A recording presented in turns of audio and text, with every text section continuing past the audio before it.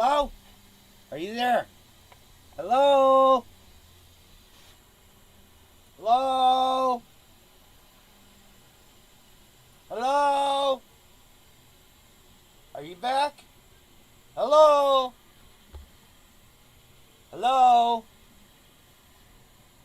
So, I'm going to use... Hello? Are you back? Hello? Hello? Hello? Hello? Are you back? Okay, and I'm going to go back into line mode because line mode is design mode. Hello? A little bit better. Hello? Text, and I'm going to bring Hello? 35, and I'm going to type... Hello? Hello? I'm going to type my last name like that. Oh my God, shut up. I had to reset. Hey, check this out. I've been busy this morning. Are you ready? Let me know when you're ready. Because we know you take your fucking time with everything. Except fucking painting.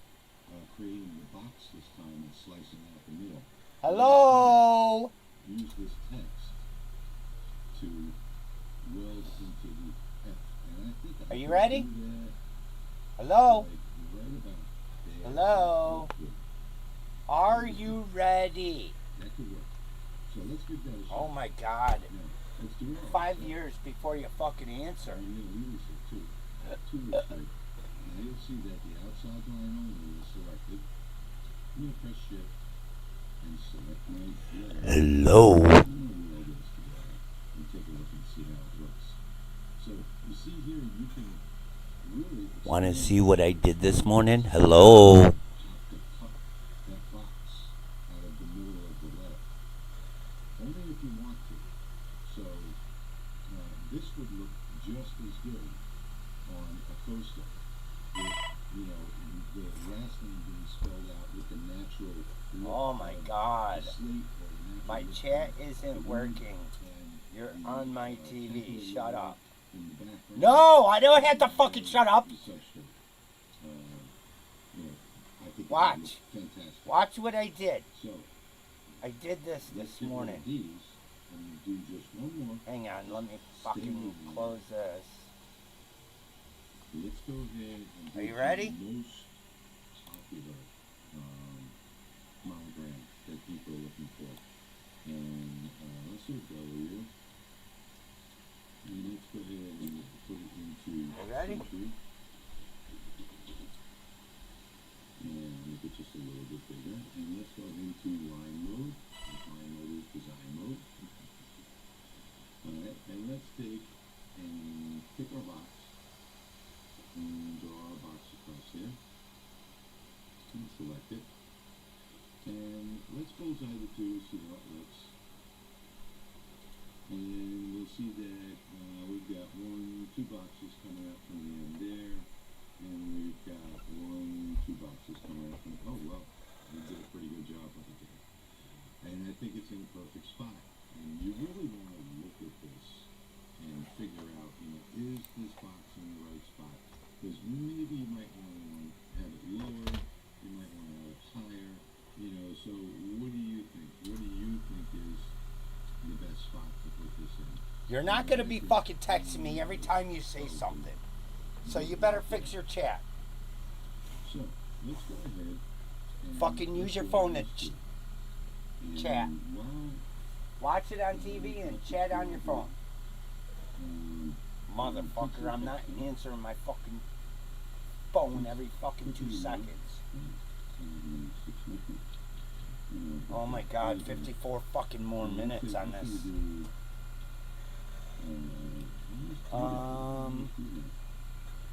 So, silver. Let's make silver. And maybe we'll choose a different font. And I guess we'll close all that. Put them directly in the center. And then we'll manipulate this font by holding the Control key to bring it up to about the right size. Something like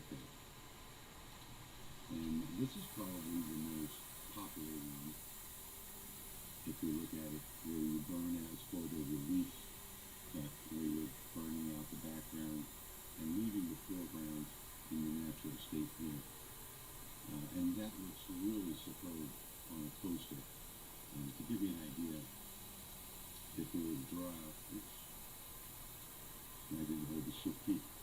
If we were to draw out a circle, let's say that was the poster, and then put this behind it,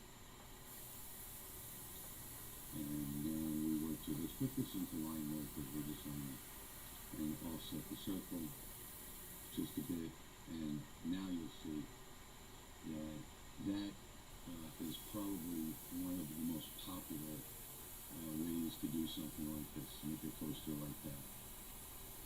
But if we didn't do that, then what we would have is the background being burned away and the name being burned away. So you see that you can manipulate this in many different ways just by creating additional layers. Even though it's the same layer, what we've done is we've moved this here, which changes this to a different style, you might say. So there it's relief, and there it's not. The background is relief. And if we were to do that again, so let's take the outer circle and offset it, and then switch back into fill mode again, you see that there are three layers here. So even though we're on the same layer, technically, we're creating additional layers. And by doing so, it changes the entire look of the graphic. And you could even have, an offset look like this, which looks pretty nice too, as well. And you could do that again, just to show you, by selecting this one and offsetting it, and coming back into fill mode. Now we have an additional one here that we can move over to here, and look at how the design changes so dramatically. So you can create some really interesting monograms this way, just by using layer upon layer, or item upon item, I should say.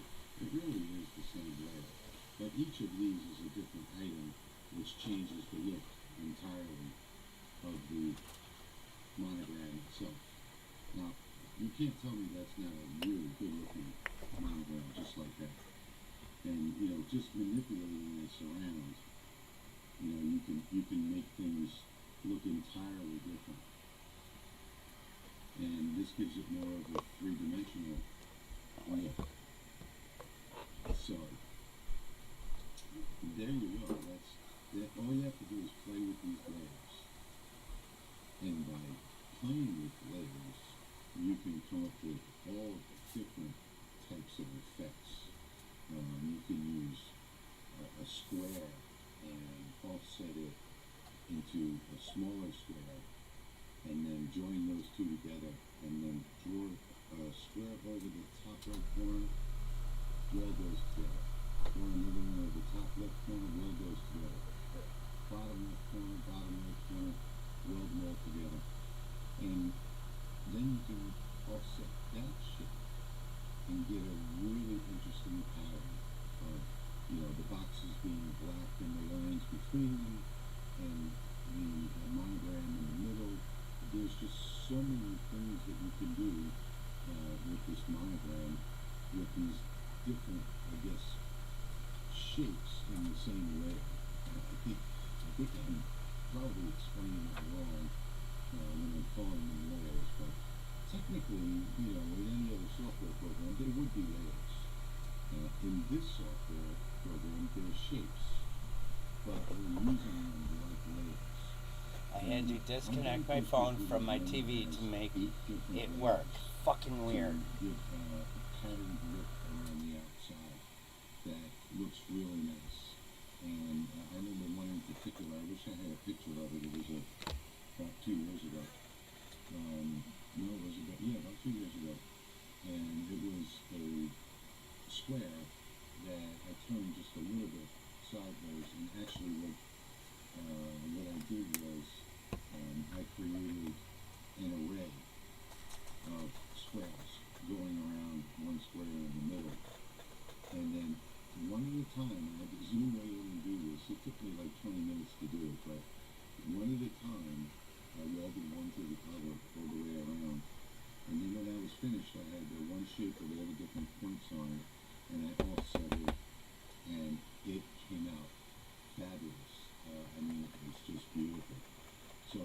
play with these different shapes, and don't get stuck on just having, you know, the model Wake up. circle around the outside. You know, get creative with it, because you can become as creative as you can possibly imagine with these things, and create things that people have never seen before. And that's what's going to make them sell.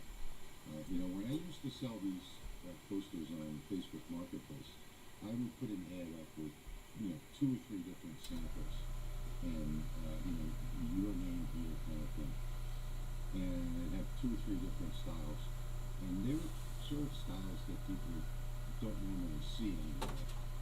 And I can tell you that, you know, 2 or 3 hours up, and I would take enough orders where I would run out of my slate posters, and I'd have to pull the ad down. And I even had people that would email me, when's the next time you're going to be doing the posters? So, you know, waiting in the wings for the next time that I'm going to be doing the posters. Can you send me an email or send me a message the next time you're going to do them? And, you know, you can really get very creative with this. And I suggest that you just sit down and play with it at first and get some ideas. You know, red circles into squares, into pentagons, into, you know, into arrays and everything else. And just play with it. Because once you learn how to do this, you're going to say, oh my God, I can create some really outstanding designs with this. And that's one of the things I really love about Lightroom as compared to using a software program. In the software program, it's never going to import into Lightroom or any of the laser control software exactly like you did in Photoshop or Corel or anything else. And you're not going to be able to do the type of manipulation that you can do with Lightroom. This is a true design program once you learn how to do it and practice it a little bit. It's like anything else. You have to learn how to do it. You have to practice it. Practice makes perfect. You know? So, I know that's an old one. But, you know, take some time to learn it. Have fun with it. And I bet you can get more than anybody. I used to sell my posters for $6 to $8. I started at $6 a piece, and I went to $8 a piece. So, because they sold so well. People will pay. And trust me when I tell you, people will pay for personalized gifts, and people do pay for personalized gifts. I mean, I've got a ring engraved before I had the fiber laser. I guess it was a couple of years ago, way before I had the fiber laser. I had a ring engraved on the inside for somebody, and I think it was $22. Now I can do it on my fiber laser in about 3 minutes. So that person made $22 in 3 minutes at the jewelry store engraving that. And the same thing goes with this. You know, don't sell yourself short. Make sure you get your profit out of this, because you're designing something that nobody else can or has before. So take advantage of that. Sell it for the right price. Get some practicing. Get some ads up on Facebook Marketplace or Etsy or wherever it is that you're selling, and sell some of these, because there's a lot of money to be made in personalized goods. And coasters, especially slate and wood, are really good sellers. So, I hope you enjoyed today's video. I enjoyed making it for you. And as always, I thank you for watching, and I'll see you in the next one.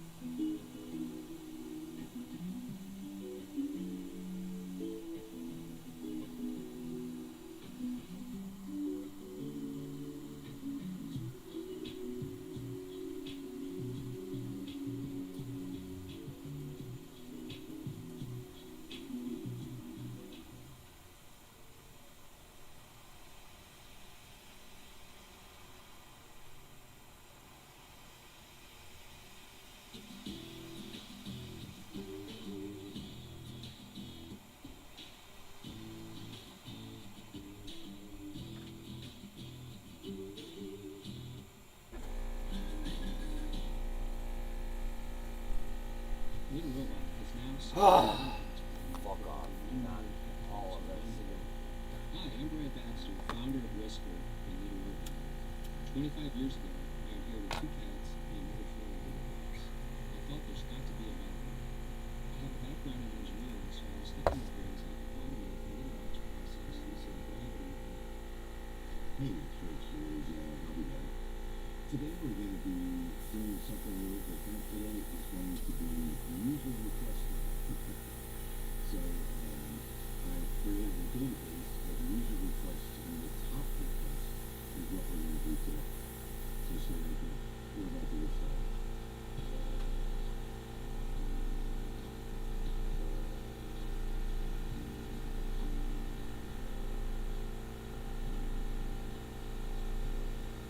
Today we're talking about getting line shapes to fill. It doesn't even sound right, but we can do that. And we're talking about cutting shapes. We get a lot of questions about this, how to make custom cuts onto shapes, and also how to get lines to fill. Now I know that it doesn't even sound right doing line to fill, how to do a line to fill. When you click preview, it says that the line was set to fill, and it's going to be eliminated. Well, I'm going to show you how to fix that today, and how to adjust those lines. So, let's jump over to that one, and let's get started. Just right there today. Alright, so the first thing we're going to talk about is cutting shapes. And it doesn't matter what you have. Fucking A. I'm just going to take any shape here. So, we're just going to draw a box. And I'm going to put down the brackets yellow so that it is easier to see. And there we go. So now we're going to say that this box could be anything. It could be a picture, it could be a graphic, it could be anything at all. And we want to cut it. Well, the easiest thing to do is just to draw another one. Grab it, position it the way you want it, put it in the area that you want to cut, like that. And let's just move it over a little bit more. And now, if we just select both of these, and we come up here to Tools, up in the top, and we do, down here it says Cut Shapes. See that? So if we do Cut Shapes, now you'll see that we've cut that piece off. So that's one way of cutting shapes. You can also cut pieces of images. So let's get rid of that. And let's see. Let's bring out my favorite image. Me and my wife here. And let's make it a little bigger so that you can see it better. And let's say I wanted to put a caption in there. So, oh my God. Like right here, for example. And I'll put that on a toolpath. And then come up here and cut shapes like that. Now I can take that out and delete it. You see that? And now what I can do is put something else in here, such as text, for example.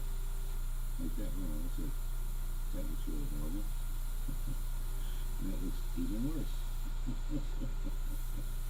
We'll take something here, put it on the black layer, and make it a little bit bigger. But, this is a more practical way that you would use it, where you wanted to cut a piece of the photograph out and put some text in. And very, very simple procedure. And again, all you do is draw the shape where you want it, put it on a toolpath, select everything, and then come up to Tools and Cut Shapes. And that's just how easy this is to cut out shapes. So that is the number 1 request that I get. The number 2 request that I get, and I don't know how many people are doing lightning, but apparently a lot of people are. I get, well, not only lightning, but lightning is a big request. How can I do some realistic looking lightning, instead of the little Z kind of thing, make it look actually real? Well, that's not hard to do either. And and do it in the fill mode instead of at line mode, and we can do that too. So if we come up here to the pencil tool, and we start drawing what we believe to be is our light man, just clicking and clicking and clicking and clicking and clicking and just clicking and clicking. It sounds strange. Now, when I get down to where I think that's the first good bolt of lightning, I'll just right click to get rid of it. Now, I'll also come up in here and I'll get to a point, let's say right there, and I'll start clicking and clicking again, and right click. And then I'll come to another point and start clicking and clicking there. And then maybe another point over here. And as you can see, it's starting to look like a lightning bolt. It's not probably a really bad one, but you would have to search for some pictures online and try and make it look like a lightning bolt anyway. But this sort of looks like a lightning bolt. Now we'll either press escape or click on the selector tool up on the top left. We'll drag from the right to left to select everything, and we'll group it. And the thing is now, if we set this to fill, okay, and we try and preview it, it's not going to preview it because it's going to tell you 5 shapes are set to fill that are closed. Now, you can close the shapes, it's still not going to work.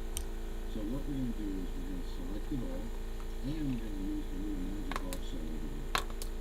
We're going to offset this shape, and we're going to offset it by, I think it's about 1, should be good.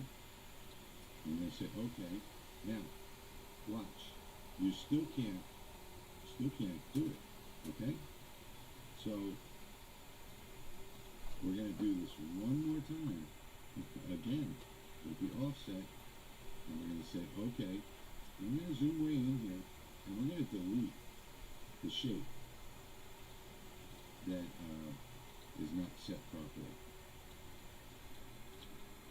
Oh, there's a tool mode. Let me go back to line mode.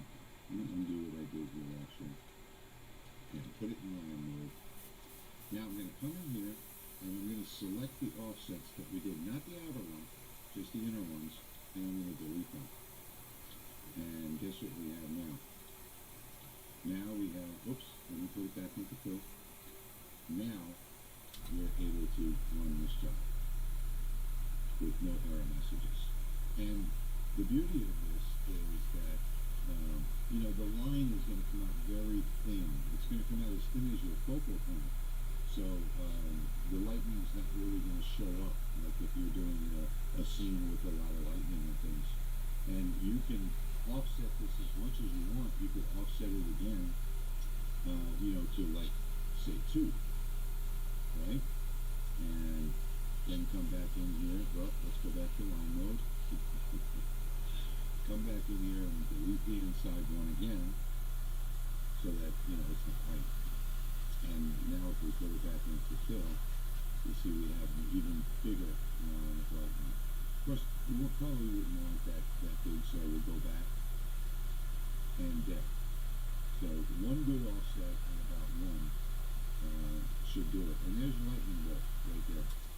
I know it doesn't really look like a lightning bolt, but it is. It's my version of a lightning bolt. Again, you would go online, get a reference point, go to Google Images or wherever it is you go to search for images, and find the image that you want to try and replicate. And not copy it, but replicate it, if you want to draw it out. And then you can also do other things with this, like add more thinner lines to it. The lightning bolt would usually be a thick line down the middle, like this, and then thinner lines on the outside. So, I would do the first line, offset it, make it into a third shape, and then I would do the thinner lines off of it.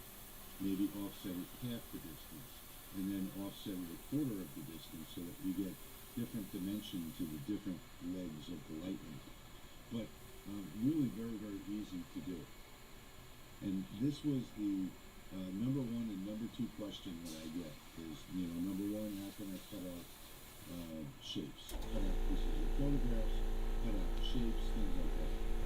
And number two is how can I get the line? Oh! And this is the way to get it done. Okay, so here's another request that I get quite a bit is cutting images with different shapes. So let me, let's see, where was that? Let me go to my mom's day and get that heart back again. And this is the only one that I want right here. Again, we'll get rid of that. And a lot of people ask me, how do I do the broken heart? And then sometimes it's a two-parter, with a picture in it.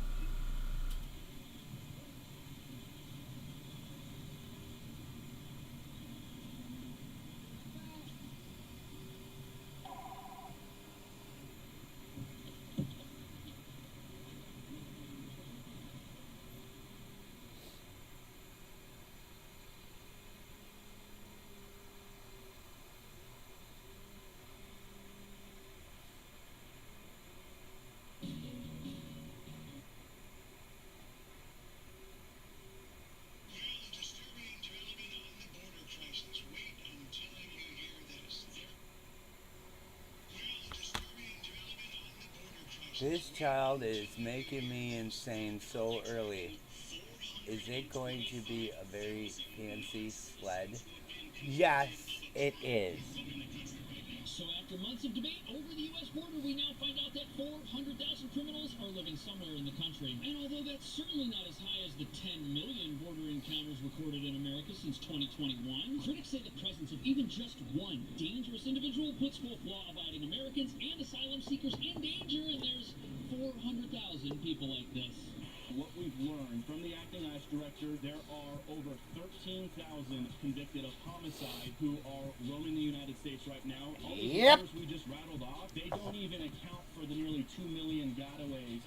This morning, ABC News has confirmed a Lebanese man apprehended by U.S. Border Patrol has acknowledged being a member of Hezbollah, considered one of the most dangerous terrorist groups in the world. FBI Director Christopher Wray warned of dangerous people crossing the border. 8 nationals of Tajikistan with ties to ISIS have been arrested by ICE. The arrest took place in New York City, Los Angeles, and Philly. We've also seen this series of robberies where the MLB is describing as migrant-driven robberies in the area of Central Park. The Border Patrol chief put a lot of blame on policy, saying if there aren't any consequences, people are going to continue to come, and you're still going to see the cartels smuggle people. It's quite possible we'll see another record year here at the southwest border.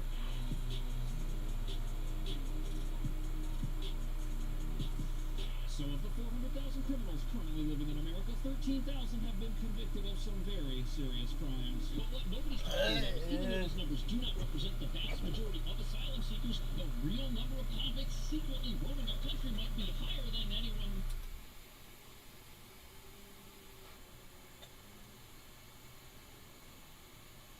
Hey guys, it's Melissa. In this video, I'm going to take you start to finish on how to design these cute little shaper ornaments. So you can make these in any shape, but Not a diode laser.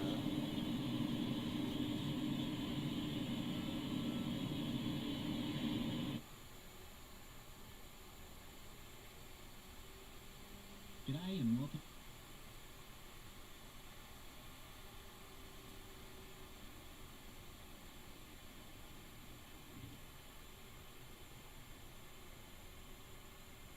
Having a paint booth in your shop.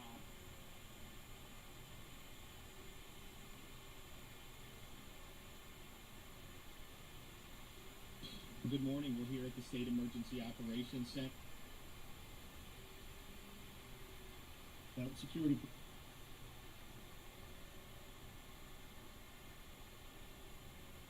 Hey, what's up, y'all? Welcome.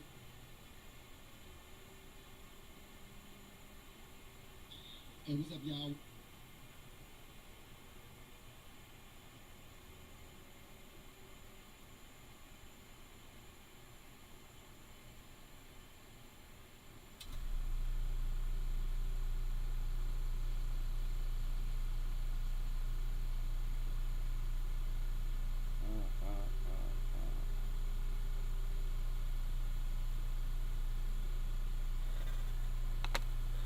So at least 3 times a week, someone will ask me how to engrave clear glass or clear acrylic with a diode laser. And the short answer is you don't, because diode lasers don't work with clear materials. But the real answer is you can. And there's a number of videos out there that'll show you how, and this one will also show you how, but I'm going to show you a few different methods and a couple of different tips and tricks. So rather than just give you a simple answer, I'm going to make you learn something, so stick around. How's it going, everybody? Steve here, and welcome back to the shop. Now, as I mentioned, I am tired of answering the question on how to engrave clear materials with a diode laser, because everybody knows it doesn't work, it can never be done, but the reality is it can. There's a number of ways you can treat clear materials to make them work. I'll show you at least 4, and also a couple of different tips that will help you make better engraving. Now, I'm going to focus on acrylic, but everything I say here will also work with glass. If you're doing glass, I use the same exact techniques for glasses. So behind me, I have almost everything I need. I have a lighted base and a bunch of clear acrylic samples that I cut out previously, and we can use those. Now, we will need a couple of extra materials that I'll show you as we go, and that's enough to get started. So let's get going, and we'll start with the simplest method. Before we get started, we need a project, of course, and I'm going to try something really simple here. It's just text. This literally says sample, and the outline is the outline of these pieces of acrylic I have, which I cut out, and it's 80 millimeters across and 45 millimeters of height. Now, from a power perspective, I'll actually go a little bit faster. I'll go 1800 millimeters per minute, and power is really low here, 30% we'll use. Now, depending on the material, again, you may have to go higher or lower. Glass, you don't want to go too high, because the glass will actually break, or you'll get a lot more fracturing in the glass, and it's just a lot more to clean up. You really just want the very top surface touch, so you don't have to engrave halfway through the material here. So those are the settings, and those are the ones I use for everything here, and we'll see what it looks like. The first technique I'm going to use here is one that's really common, and that's to use paint to coat one side of the clear material. Now, you'll see all kinds of videos on YouTube around this. Some will go into more detail, some will go into less detail. I'll lean towards the latter, because really at the end of the day, we're painting a piece of material, letting the paint dry, and then engraving on it. So there isn't a lot of rocket science here. And some people will use different kinds of paint. You'll see people using flat black spray paint, shiny black spray paint. In my case, I'm going to use this praying paint, tempera paint, and you can get this stuff. I'll put a link to Amazon down below if you want to get it there and help out the channel, but you can get this at any arts and crafts store. It is dirt cheap. I have a gigantic bottle that I paid, I think, $7 for, so it isn't expensive, and it's easy to apply. Most importantly, unlike spray paints, this will wash off with water, so cleanup after you do the engraving is really simple. And so all I do is dab on a good thick layer. Some people will put thinner layers on and do multiple coats. I don't bother, because honestly, we're working with lasers that'll chew through a pretty thick layer of paint anyway.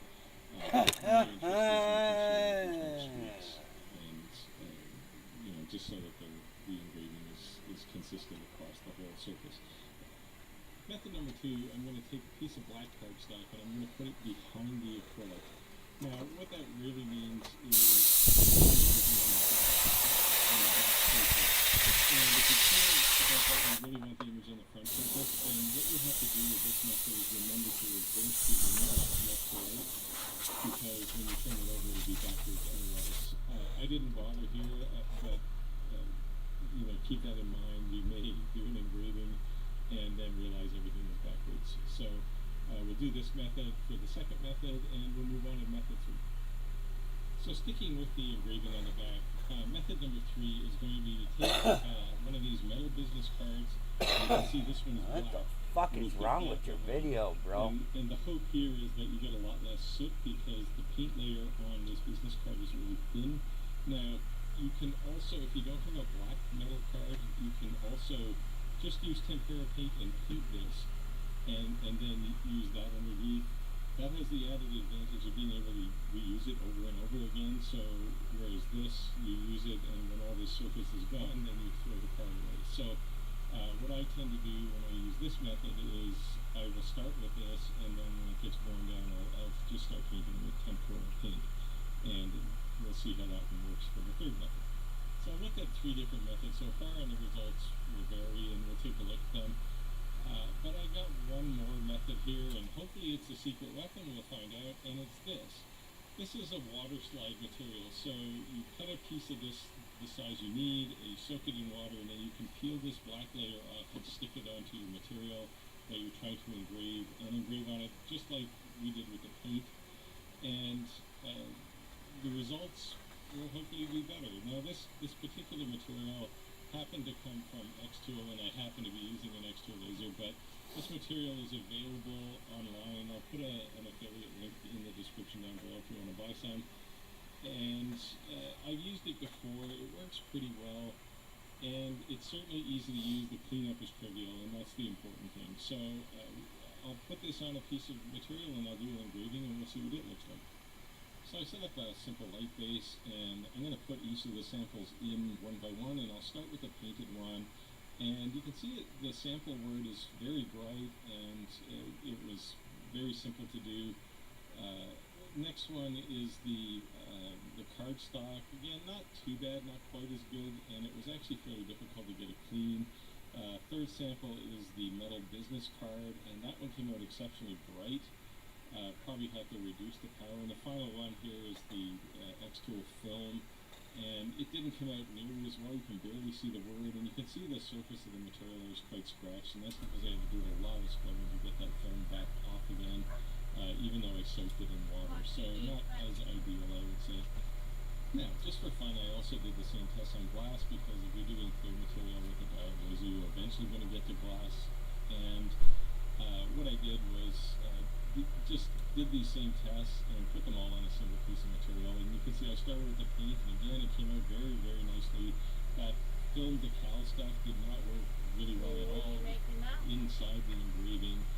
Cardstock was better here than it was on acrylic, but not quite as good as the paint. And finally, the paint on a business card on the back of the glass, that one came out very, very well again. So, and cleanup on that one was trivial. It was literally wiping with a quick wipe with a paper towel, and it was ready to go. So there you have the 2 results. What? I know where all you can your choose which acrylic one is is. best. Now, for my liking, I like the actual painting the business card. Yes. Where? You're looking at. That one seems to work the best for me. Your mileage may vary, so try all 3 of these out and see At the how you like bottom. it. Okay. So wind down here, I showed you 4 different techniques. First one was tempera paint, which many, many people use, and the results are actually pretty good. A little harder to clean up.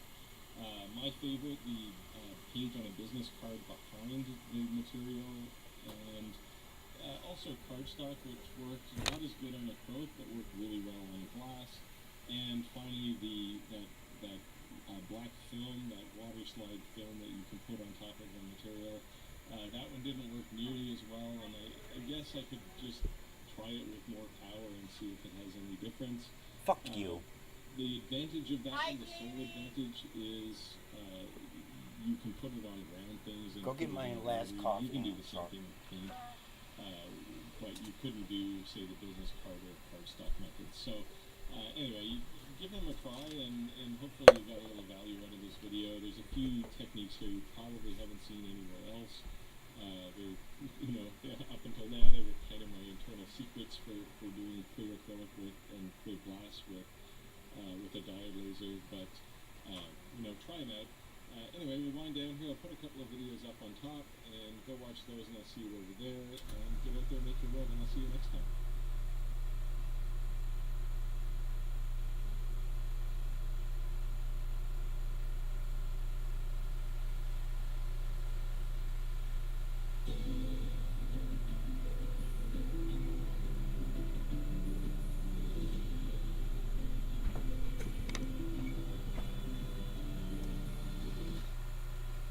Oh, Steve, Hobo with Wood, coming at you again.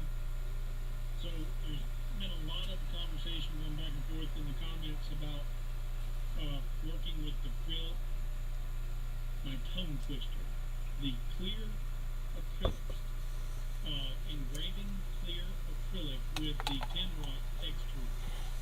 I have had some better than average success with doing that. It had been a while since I did it. There isn't a video that I produced several weeks ago about the LED night lights, and I'll put a link to that in the comments. But I didn't share any of my settings because at that time, I'm still against the idea of people taking my settings and thinking they're going to work for them. Because my same settings don't always work for me. So I am going to give you all of the settings and show you what all I went through to get to these settings to produce what I think is my finest LED acrylic nightlight yet. This was pretty amazing. I actually was able to do a layered engraving in the acrylic and produced let's see here, I've got 1, 2, 3, probably 4 different layers in this one LED acrylic engraving, and you'll have to hang around to see that. It's really impressive, and I'm going to show you the complete project and the entire settings, and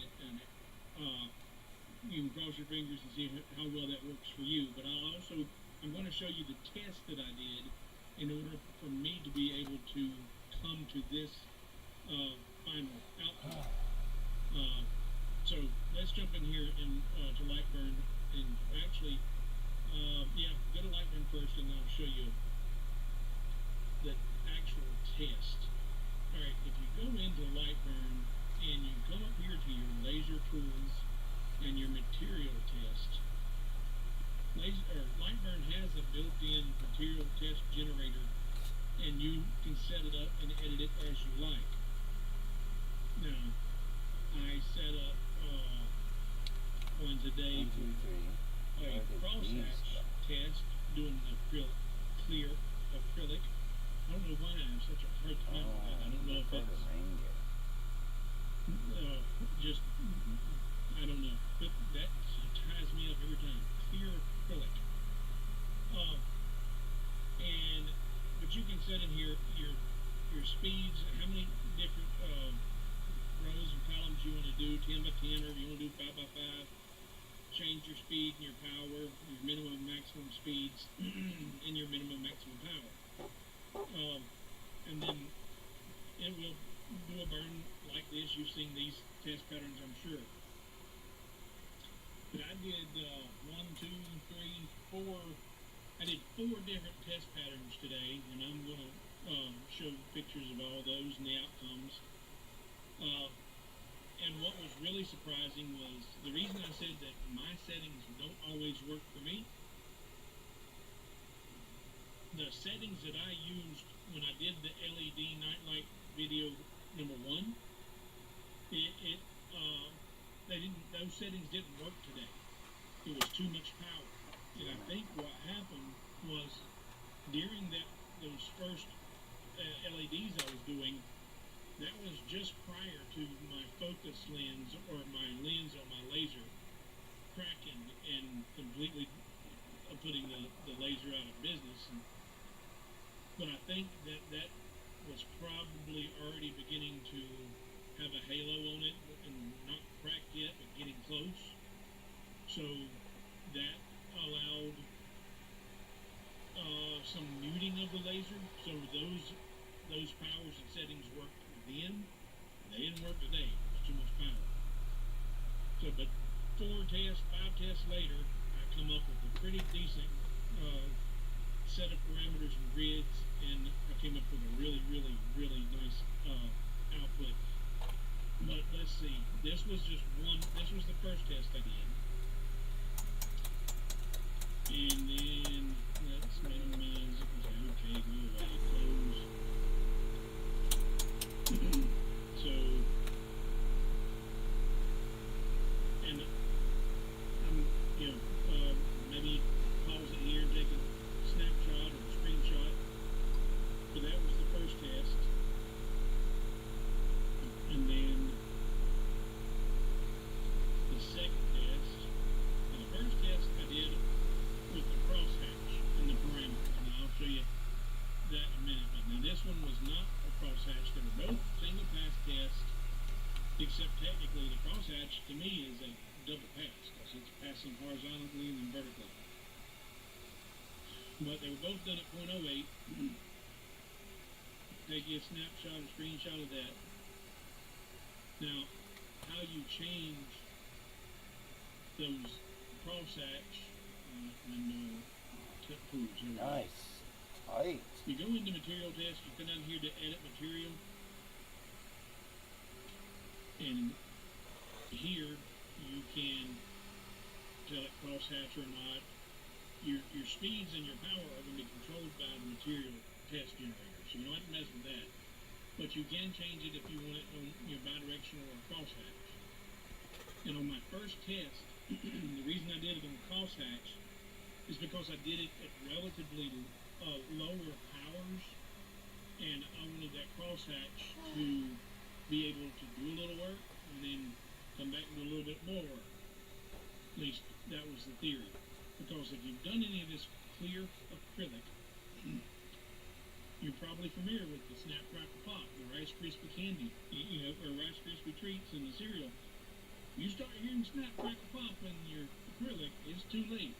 Because once it snaps, crackles, well, now it's cracked the acrylic, and if it's not through burning in that area, once that acrylic cracks, it distorts, it will prevent the laser from doing any more etching or engraving in that area because that crack will crack the laser. So it takes some time to really dial this in. So I'm going to, I don't think this is going to show very well from here, but hand out of the way, there we go, get that background back there. Those were the first 2 tests that I did, and all of the black, that's just where it just snap, crackle, and pop, and I just had the heat, the power way too high. Yeah. It's really hard to, I'm going to show you these in the stand in a minute, but, so, one piece of the test material now. I'm watching the stream and shaking my head. Why? Another panel. This one I did with 2 test pattern burns. Why? Here and here. And then this was where I used the successful settings I'd used in the past. And this actually burned and cracked the acrylic. And then this one was a failure. And so, second piece of test material now. But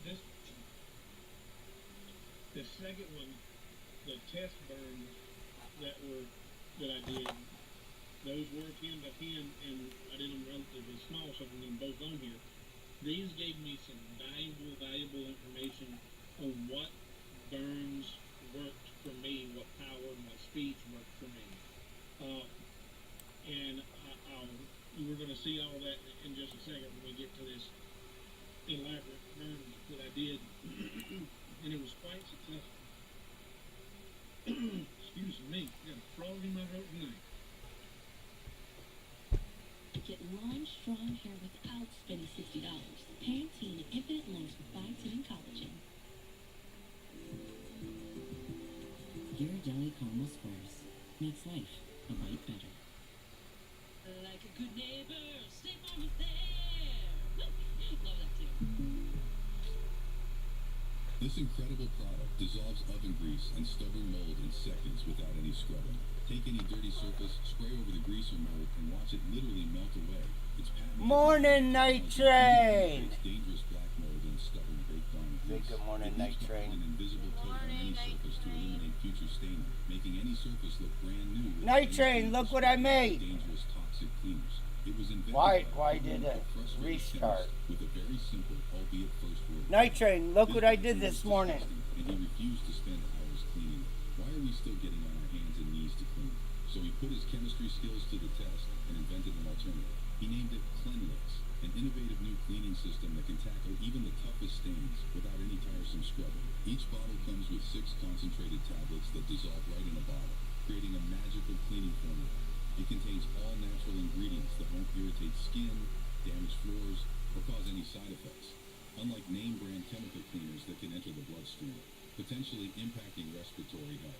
That's why Cleanlix is safe to use around your house and works on sinks, drains, ovens, and more. Because having a clean home shouldn't require hours of scrubbing and cleaning. I ain't trouble. Trouble finds me. He started selling the product online. Or are you talking about First, Jamie? He relied exclusively on word of mouth. What he didn't expect was for it to go viral on Jamie's social not media, with trouble. thousands of customers You leave posting my their Jamie before and alone. after pictures. Since launching last year, he has sold over 1 million bottles of Cleanlix all over the world. Cleaners, influencers, and even husbands have already made the switch. But through this special promotion, you can get an exclusive 70% discount. To distance themselves from We've cheap got a knockoffs, paint this booth. product is not available on Amazon or any major retailers. It's available exclusively. We done through this made a online paint offer for booth. limited time. The founder is so confident in his product that you can return it within 30 days for a full refund if it doesn't work as expected. No questions asked. I also made these If this you or a loved morning. one has a greasy oven or dirty bathroom and are ready to take action, click the link What below is to get up to Night 70% Train? off your Said my purchase. name. This is a limited time opportunity while supplies last, and the price is set to increase at any moment. Why risk buying full price tomorrow when you can buy for a guarantee today? Click the link below to visit the official I'm working website on this for one. a discount or risk paying full price tomorrow.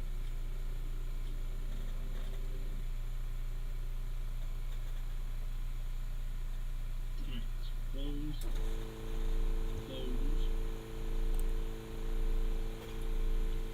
Alright, so you need to be willing to sacrifice that test burn, a piece of acrylic for those test burns. Now, I've been a little busy. on that material test, this height and width at 5 millimeters, that's the actual square that it's going to burn in the test. This is the 5 millimeter test burns, and 2 test burns took up an entire 140 millimeters, or 14 centimeters. But this one, I went in here and changed it from 5 millimeters to 3 millimeters, and I was able to get, I could have gotten probably 6 on here if I wanted to, but one piece of acrylic was able to produce, really good results and good tests. So you can change the size of that and get a lot of tests on one piece. Alright, now, on my technique for, and I was going to do this today in the shop, and I will put in here, I hope.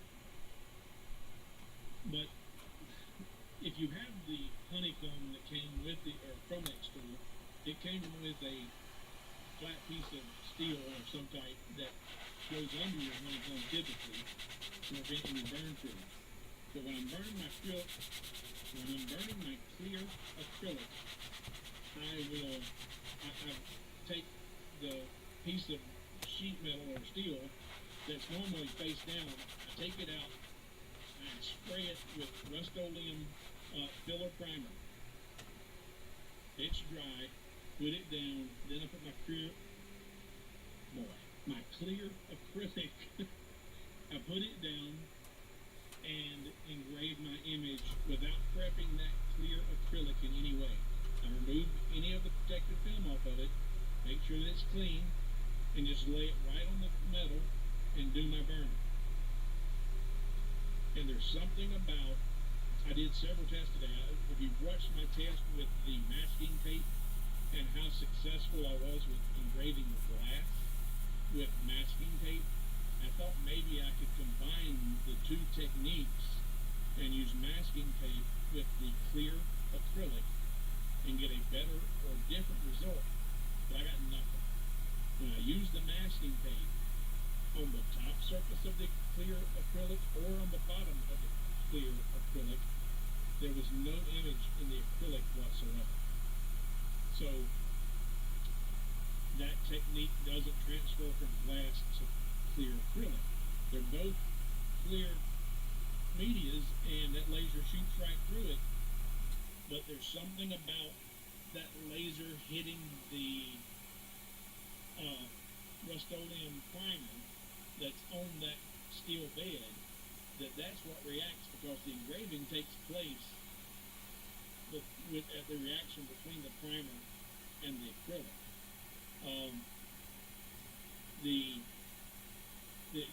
It's completely smooth on the surface. And whenever you're focusing it, I had initially tried to get my focus point, what would technically be out of focus on the clear acrylic. We're sitting here, here's the steel. If this is where the engraving's taking place, I wasn't focusing here. I focused closer, deeper, closer as I could get to this acrylic, because the engraving action is taking place down here, below the acrylic. So keep that in mind when you do set up your focus as well. So Rust-Oleum filler primer. I used gray. I don't know that it would matter. And I used the filler primer because paint might work, but paint is going to be a mess to clean up, and then I can reuse this steel over and over and over. Unlike a piece of wasteboard, once you burn enough images in it, you just can't really use it for much more for images. I mean, those burns in that wood is permanent. But on this steel with the primer, it'll burn an image into that primer on that steel. But then I just take my 320 sandpaper after I'm through, where I filled up that entire floor bed, and just sand it smooth and clean again, spray more primer on it, and it's ready for the next set of burns. So it's really an efficient way to make the burn, and an inexpensive way, because you're not going through material as far as waste boards. It's the same piece every time. Okay, what else? Alright, so the masking tape didn't work, forward or back. You need your Rust-Oleum filler primer, and let's get in here to the burn that I designed. Alright. So, open baby area. Alright, so this is the image. The tool line is the size of my acrylic. But this is the image that I put out there, and I'm going to move this down out of the way, and I'm going to zoom in here for you to see all these, but because we're on multiple paths, it doesn't really tell you a whole lot, does it? Okay. So, let's open up the first one here and take a look. Now, the black layer you can't see right now, and it's because of the way I've got the layers built. But let's do this. I'm going to do this, go here. I'm going to change this to a line for right now. And now you can see. Alright, so the black layer, facial features, eyes and facial features, and I've got it on its, those items are on that layer, and it's in a fill and a line after fill. The field is at 20 millimeters a second at 25.6% power. Why 25.6? Because that's what the test I ran automatically generated, and it was successful and it worked. So I took those numbers exactly from my test and plugged them in here. And it was successful. You're going to like this. 25.6% power, bidirectional fill, no crosshatch, but it does have a line after fill, and I did it at the exact same speed and power. 20 millimeters a second, 25.6% power. That's the first layer. The second layer was all of his fur. I'm guessing that's fur on his garment. And it was done at 17%, both 17 millimeters a second and 17% power. However, where this first layer was bidirectional, no crosshatch, the second layer I did at much lower speed and much lower power, but I did it on a crosshatch. So like I said, that crosshatch, you're essentially getting two burns in that same layer. And if I had tried to do those two burns at the higher temperatures, it would have been too much for the acrylic and snap crackle paint. But not only did I change the powers and add the crosshatch, this was done at 20-25-6, bidirectional, and a line interval of a 0.08. So I changed the line interval to 0.3 on the fur. So that's going to give a really open lines per inch. So we're going to change the power at which it's being burnt, and we're also changing the texture that that laser is going to generate in that, and how wide the gap is between each burn. And it's not only here, but it's also here. So it's giving you this right here, this crosshatch look in the engraved. Line 3 is I have it in a complete fill. I'm going to put it back to fill. And that's going to cover up those you can't see. That's okay. That's showing you it's doing that complete burn in that whole area. Go back here where we can see it again for you. Alright, so that's a fill, but it's also a line. So it's a line after fill. I did this one at 20 millimeters What is a this second one for? and only 17.8% power. Bidirectional, 0.08 Oh. but no crosshatch.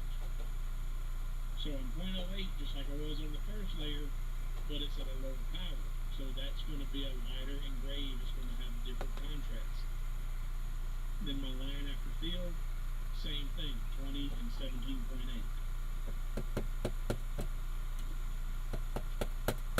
Then the next layer are the word Star Wars, and that's back for the 20, 25.6, just like layer 1 there, 20 and 25.6.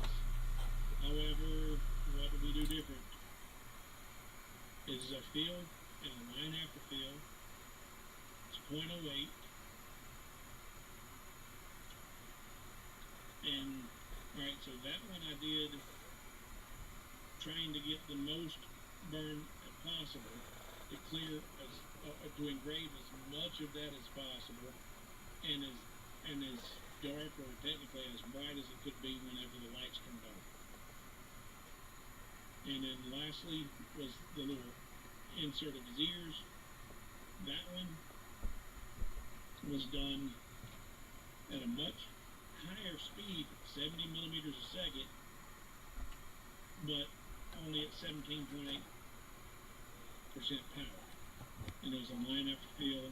Okay, time for part 2. 20 millimeters a second and 25.6. Now, all of this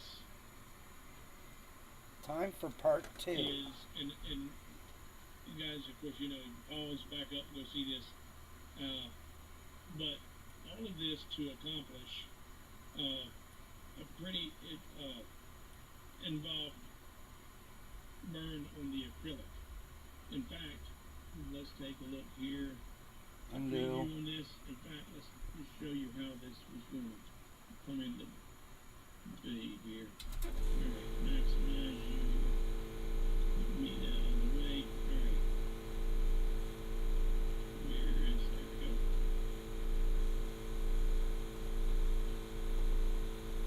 go.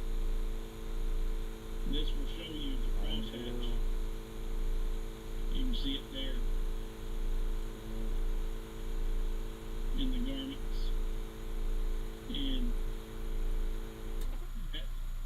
And then also up here, this was done in a different line interval.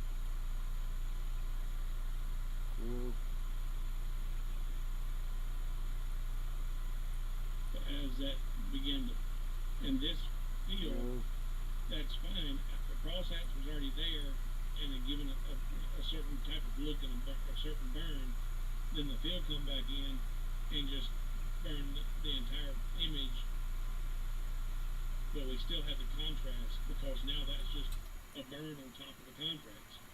And then the Star Wars was done with just a bi-directional field to fill it up. Alright, so now let's show you some pictures and some images and some up-close stills of these results. I was extremely happy with these. Air fry, toast, bake, grill, broil, voila. A work of peace and art. At TE Connectivity, we're reimagining the power of wind to accelerate the transition to renewable sources while keeping up with growing demand. Sustainable, reliable, and higher performing power grids. Together, we engineer. Nobody can tell you how to treat yourself. But these are some really good suggestions.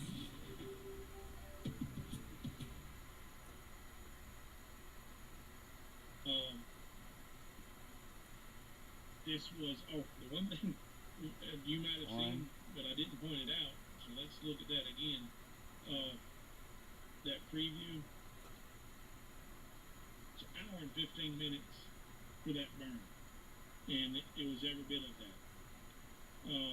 So that was the longest burn that I've ever done in the clear acrylic. All of my other clear acrylic burns were just a nice, simple vector image with no texture, no, it was just a silhouette. Burn it, and it looked fine. But here I wanted to create more. I wanted to do more with the laser other than just put a plain, flat, monotone image on there. And this turned out pretty nice. But do you want to spend an hour and 15 minutes to do one burn on one piece of acrylic? 3. Depends how nice of a project you want to turn out. So, let's take a look at what we got. Okay, so this is the first piece that I did the test burns on, and this was the very first piece that I tried to do an image on. You can barely see there to make out the wheel on the car. That was where I tried to engrave an image of my vehicle, and failed pretty miserably. So I was able to use this as a test piece.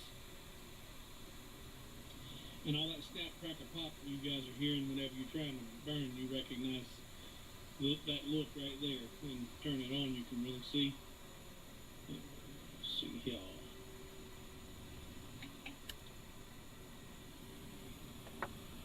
So all that was overpower, snap and crackle. Had some decent burns up there, but first test, took what I learned from there and did a second test. Actually, that was 1, 2, this is 3, 4, 5, 6. 6 tests total. There's 4 on this piece alone.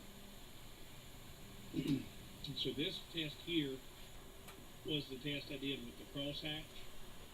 And what I found informative and surprising is if you look there at the lowest power and the highest speed, you only got a little bit of burn in the middle of that rectangle, and you can see that image actually throughout, 3 or 4 layers there. It's like as you come down now you get a more consistent burn, but had it not been for crosshatch, it wouldn't have looked that nice. But we still got too much power even with the crosshatch over here. Got a lot of cracking going on. So there's the sweet spots right in there. And this test was done at a 10 millimeters a second up to 30 millimeters a second and 15% power up to 35% power with a crosshatch. So I used that as a guide. And then down here, this was not with the crosshatch. So since it was only doing one pass, this was done with higher powers and faster speeds. So it's 10 millimeters a second up to 50 millimeters a second, and 10 up to 80% power. And you can see all the damage that was done there. And then it fades away as the power was reduced. In fact, there was nothing produced at 10% power at any speed on here. But at 17.8, you can see it begin to fade away. And it got narrower and narrower. It's almost as if the center part of that square, well, that really just don't make no sense to me. It's like as the laser, the longer it burnt, by the time it got to the middle, it was hot enough. I don't know, it's just weird how it did that. But it's burning, the laser's moving left to right. That's strange, that output. But it was knowledge. So then I took and used the settings that I had success with. I had great success with 33.3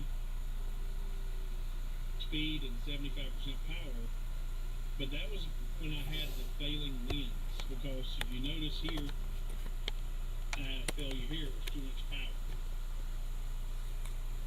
Then I tried doing the crosshatch at a 15-15, and it was a combination on this failure of the power and settings, and also you notice that it's pretty dark on the T, but then by the time we get down here, it's all faded away. Oh yeah.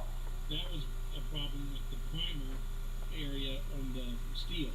It did not have a good coat of primer there, so that shows you that the primer is what's making that etching take place.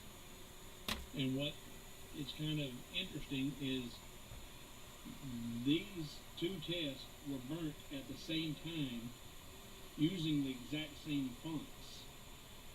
So this was not a bold or larger font than this. It's just that's how much etching and damage that the laser did to that acrylic compared to that low power there.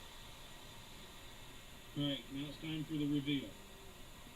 If you're still watching, hopefully you find this as nice as I did. In fact, I'm going to turn the lights off.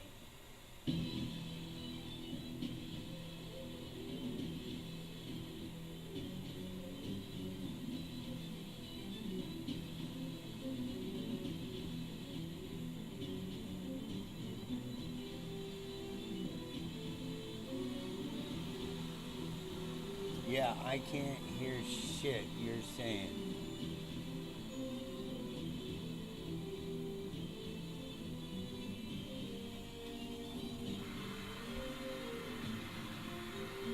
Son of a bitch.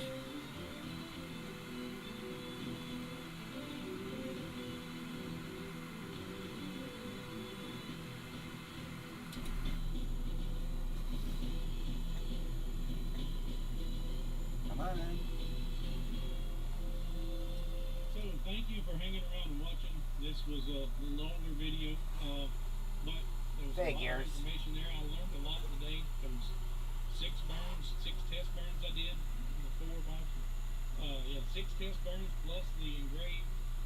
But after 6 test burns, to get all that information, I was able to produce what I thought was a pretty impressive piece of acrylic. It was a lengthy burn, but you get out of it what you put into it. You want something that looks, quick, or you want something quick and it's going to look quick and it's going to look cheap. But thank you for watching. If you found this informative, please like and subscribe. And now the one piece of information that I haven't shared to this point that is crucial, the acrylic that I'm using here is 3.5 millimeters thick. That would make a difference in your burn rate and the results that you try to duplicate or replicate or simulate. You know what we say about that? I don't guarantee any of it. So 3.5 millimeters acrylic, I give up. Clear acrylic. I'll get it down. No. But anyway, thanks again. It's been Steve, Hobo with Wood. We'll see you in the next video.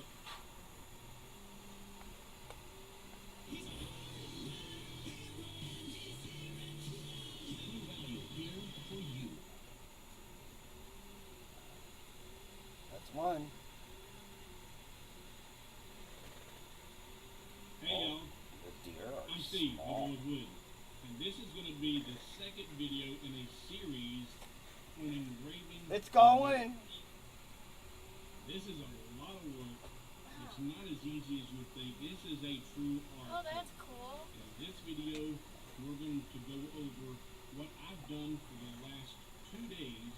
I've got behind me over 24 hours of laser time on mirrors testing and show you the procedures and the priorities that you need to take and make if you're going to try and produce the best image possible using your diode laser. Hang around.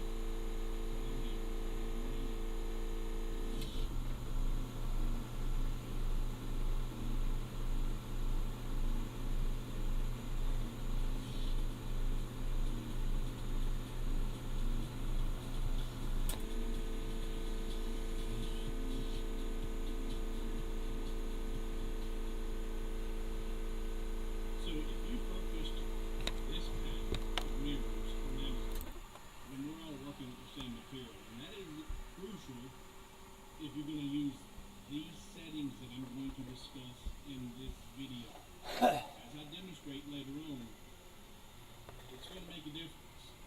So I started out with 50 mirrors and down to 16. And with each engraving that I've been doing, testing time averaging anywhere from 30 to 40 minutes per mirror.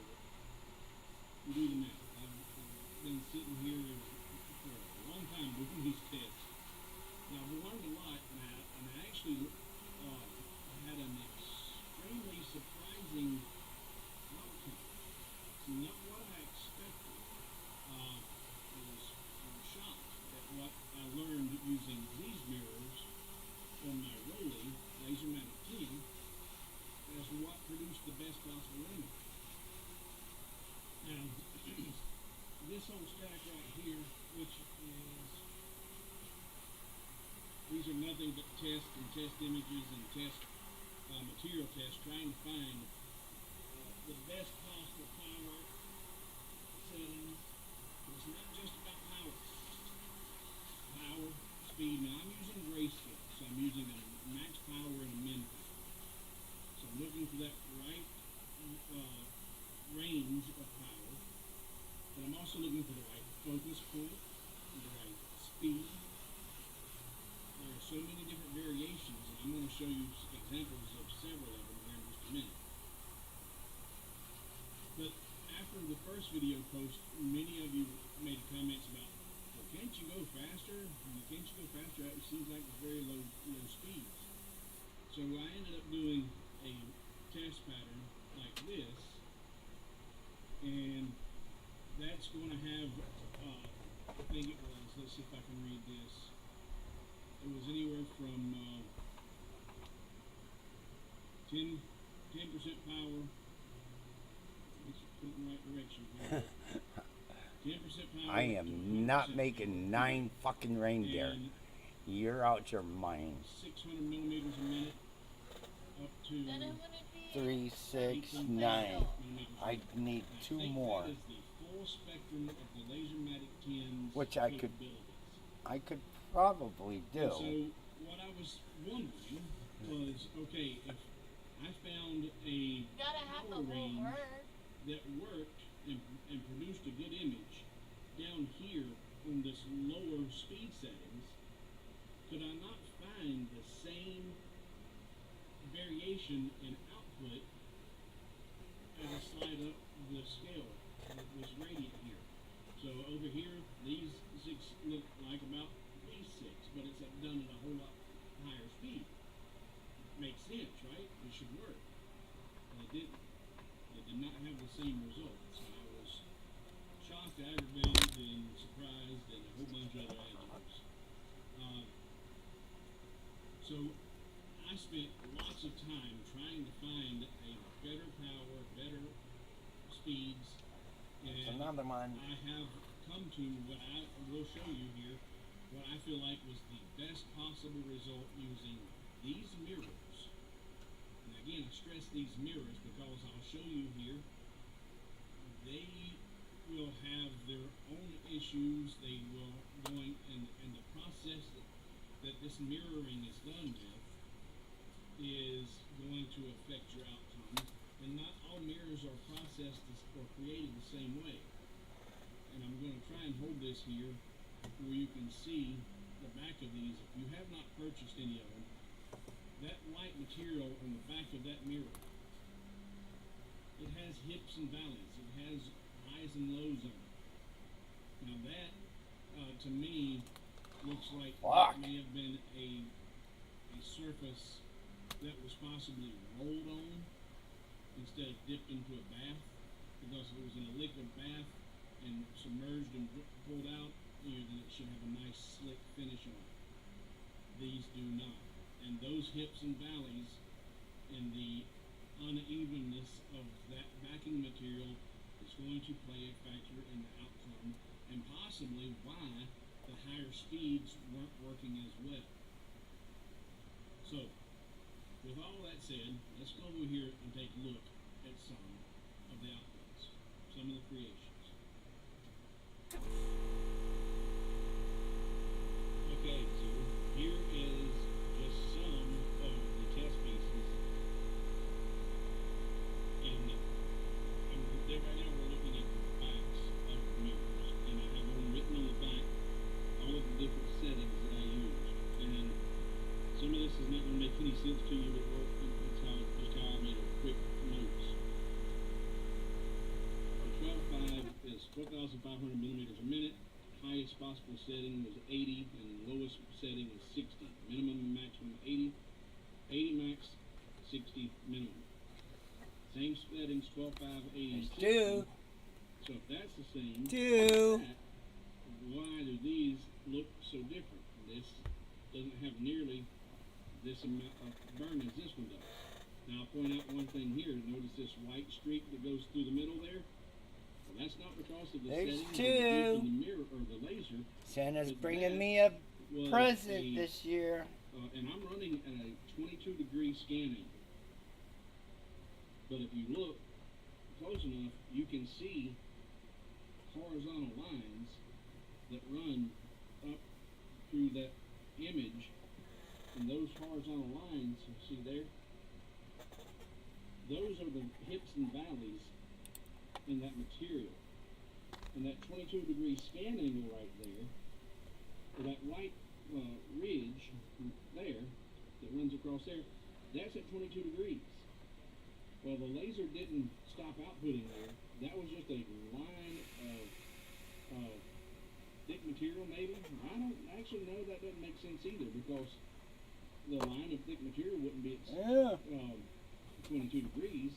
That would possibly be a straight vertical line there. But there's an anomaly. That may have been something funky with the laser, because it's scanning at 22 degrees. And so the one thing that's constant in that line is that 22-degree scan angle, not the the rolling ridges rolled this way. So I just rethought what I thought might have happened. That may have been an anomaly with the output from the laser there. I don't know. Don't know what caused that. But the difference between the amount of material being removed, here you can see all the way through to the orange laser in the hand and beside the hat. Here it's not as prominent. You don't see as much orange as you do here. The difference is the focus point. This one was focused at about the width of the one mirror above the optimum focal point, and this one was one mirror one step down on the step gauge. So the only thing I changed was the focal point between these two mirrors and had completely different outcomes. So focal point is extremely important. Here I work with 12,500 millimeters a minute, 76 max, 38 min, 12.5 again, same, but I lowered the speed a little, 67 and 30 versus 76 and 38. And got different outcomes. Again, we're looking at the backs of the mirrors, the negative. 12.5 and 90% power max and 55 min. These are all ranges that I thought might produce good images based on the test scale. Test scale here. So here if we look at 12.5 and 90 and 55, up here it's 12.5. And if I mark that, that's going to be here, and 55. So it's going to be somewhere from about here over to about here. And that should have given me what I thought would have been a promising image, but it didn't. And here we will, let's see, 4800. I lowered my speed quite a bit, 4,800 millimeters a minute. And with 70 max power and 10 min power. And it was defocused 2.5 millimeters, 500 lines per inch. And I haven't talked about the lines per inch yet, but I'm going to show you up here. I did another test. So here I'm testing all these different speeds and powers, and then I will find a different, try to find a good focus point. And let's see, so many tests, it's hard to show you what I want to show you. 450. Alright, so these two, this one's at 6,000 millimeters a second, or a minute rather. This is 7,000 millimeters a minute. Max 70, min 10. So these two same power settings, the one's at 6,000 and one's at 7,000. And that one was looking kind of promising, and that was at 450 LPI instead of 500 LPI. So I thought, well, maybe I can make this happen. Here's a couple that I did. 2100, both of them. Speed variations of 28 max, 10 min, 35, 15. Same 500 DPIs and 22 degree scan angle. Now, these two, the only difference is a slight variation in power, and these mirrors will stick to the top of that Lexi like a suction cup. Alright, so this one, slightly lower power, 2100, 28 and 10. And there you go. 2100, 28 and 10. And the detail on the hat, you can see the eye really well. It looks pretty good. But if you notice, you can see, let's get over here, see those vertical lines? That is in the material. That's those hips and valleys, those ridges on the mirror. And over here, this was up to the lid again.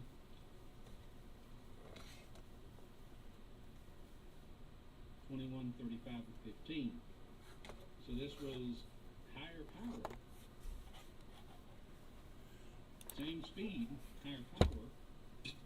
You would think it would have, and the difference though, the major difference between these, and it's something I haven't talked to you about yet. This is higher power, so you'd expect more burnt off of it, but this has more burnt off of it. And why? The major difference between these is not that slight variation in power. This is a difference in the contrast settings in the photograph. This is the original photograph. I did not adjust the contrast and play with the settings in the photo. And see the difference, the hat, you can't really see the detail on the top of the hat in this one. And this one you do. And that was accomplished by playing with the contrast. And I'll show you all this in Lightburn in a second. And now I'm going to show you, these we're talking about playing with different speeds and different variations and power settings, focal points. These are showing you a difference in the contrast. Now I'll show you the difference between lines per inch or dots per inch. So I'm going to stack all these up. We can get these out of the way here.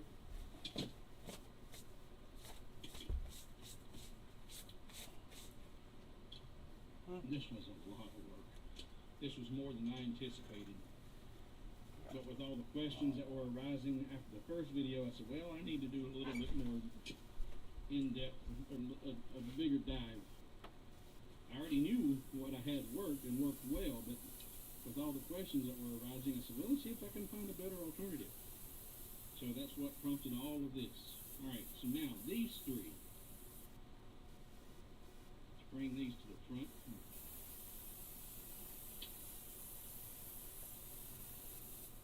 All right. So these three. These three. These were done at 2100 millimeters per minute, 45 max power, 15 min. 21, and that, believe it or not, is a 5. 15 and 10. Actually, no, I lowered that to 40. 21, 40, and 15. 21, 40, and 15. So this one was done a little bit higher power. But the biggest difference in this one, these are all three done at 0 degree scanning instead of 22 degree. Everything else we looked at was at 22 degree scanning. These are at 0 degree scan angle on all three. But this one's 500 DPI,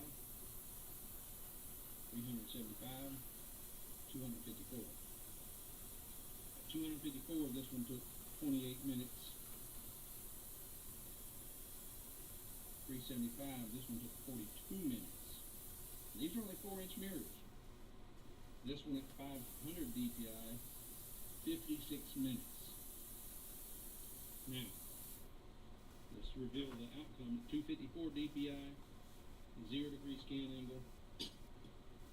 And remember, 0 degree scan angle, you can see those hips and valleys, those lines that run across there are a result of the hips and valleys on the backing material of that mirror. Now, only difference here to speak of, now this one was done at a higher power, slightly, 45 instead of 40. So you would think since I lowered the power on these, they're going to have even less burn off of it. But this 250 DPI, or 254 DPI, 375 DPI, so from 250 to 375, we're already starting to see a better clarity. 254, 250, 375. This was actually even at lower power, but because that increased DPI, you're starting to see less of those hips and valleys because it's starting to overlap itself a little bit and getting more and more burns on those hips and valleys, those ridges. Starting to see some better clarification. Now from 375 we go to 500.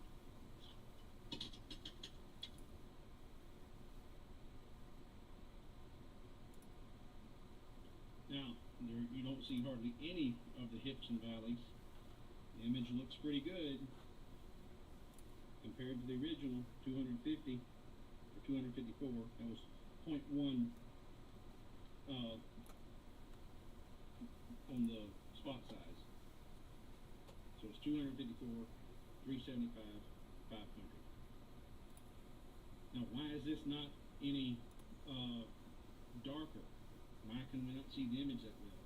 Because this is without playing with the contrast on the image. This was done as the image was provided. So the image doesn't have a lot of contrast to it. It's a very gray image.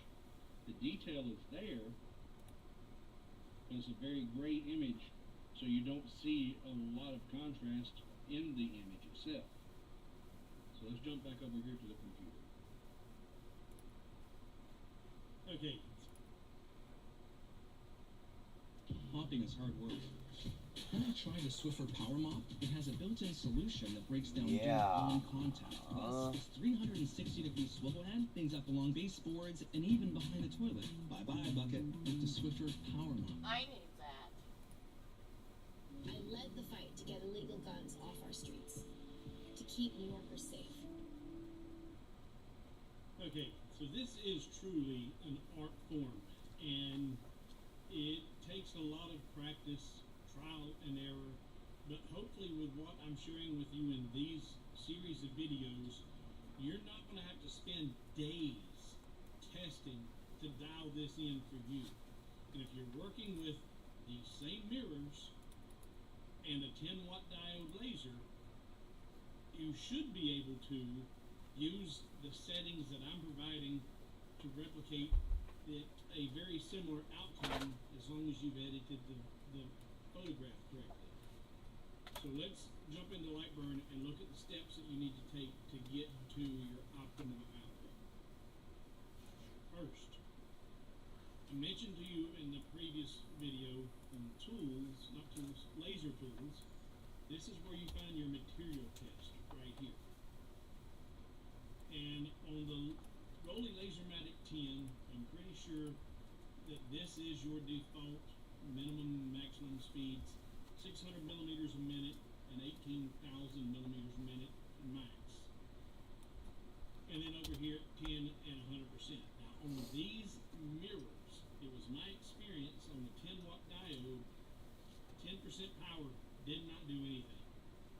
So you pretty much know that power scale, that 10% is just, it's going to be zero no matter what speed you're running at. But if you run this, it's going to give you an output, like so. I ended up doing, let's see, a count of, to get a full spectrum, I did a count of 20 and 20 preview.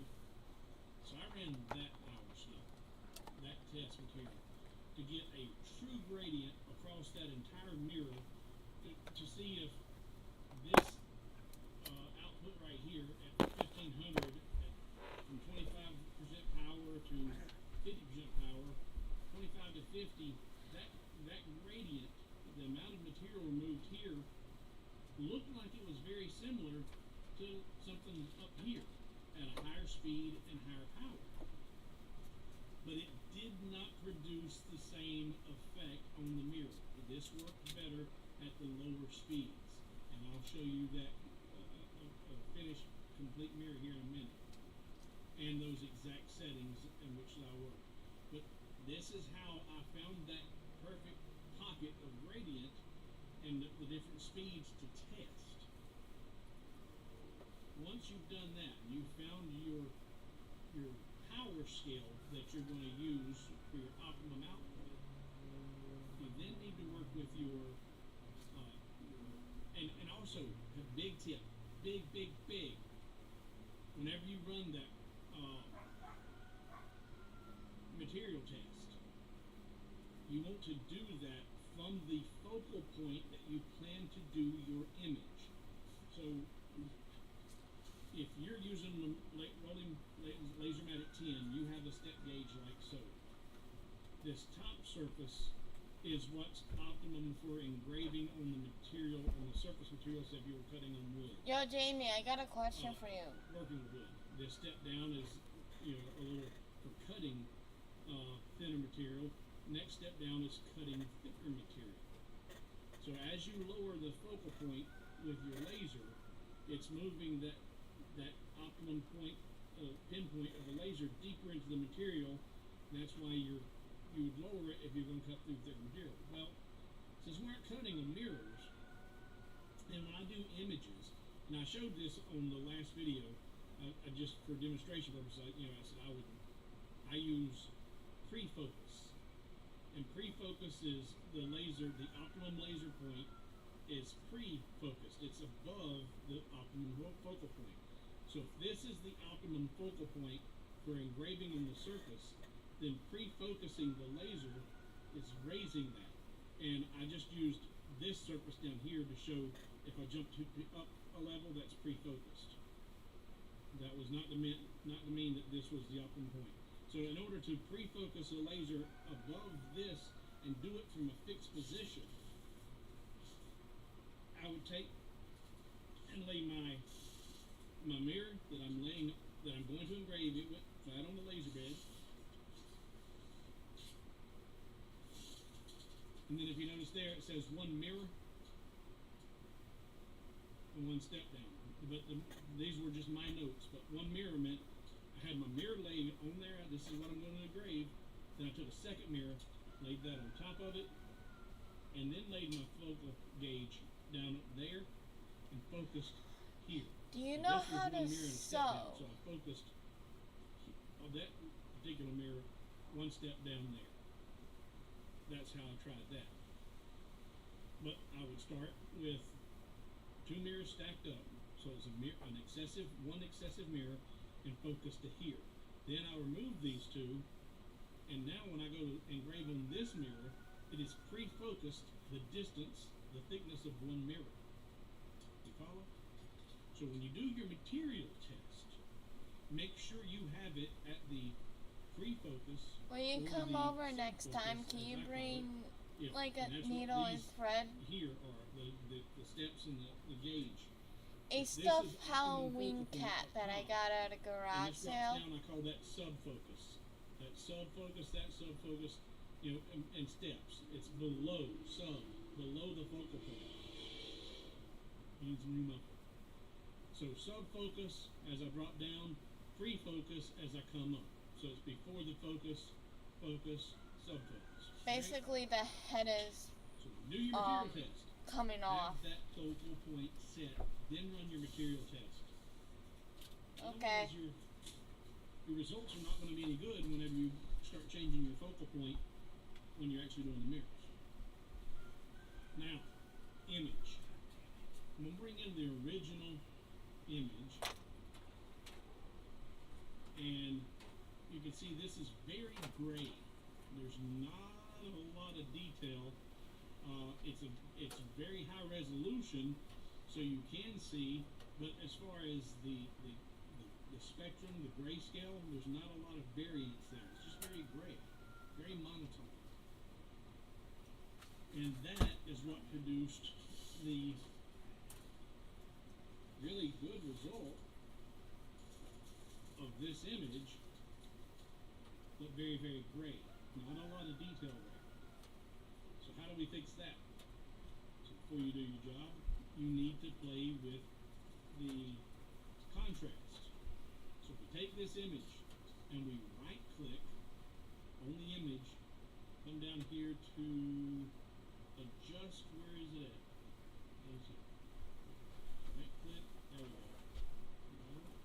Unselect it, right click,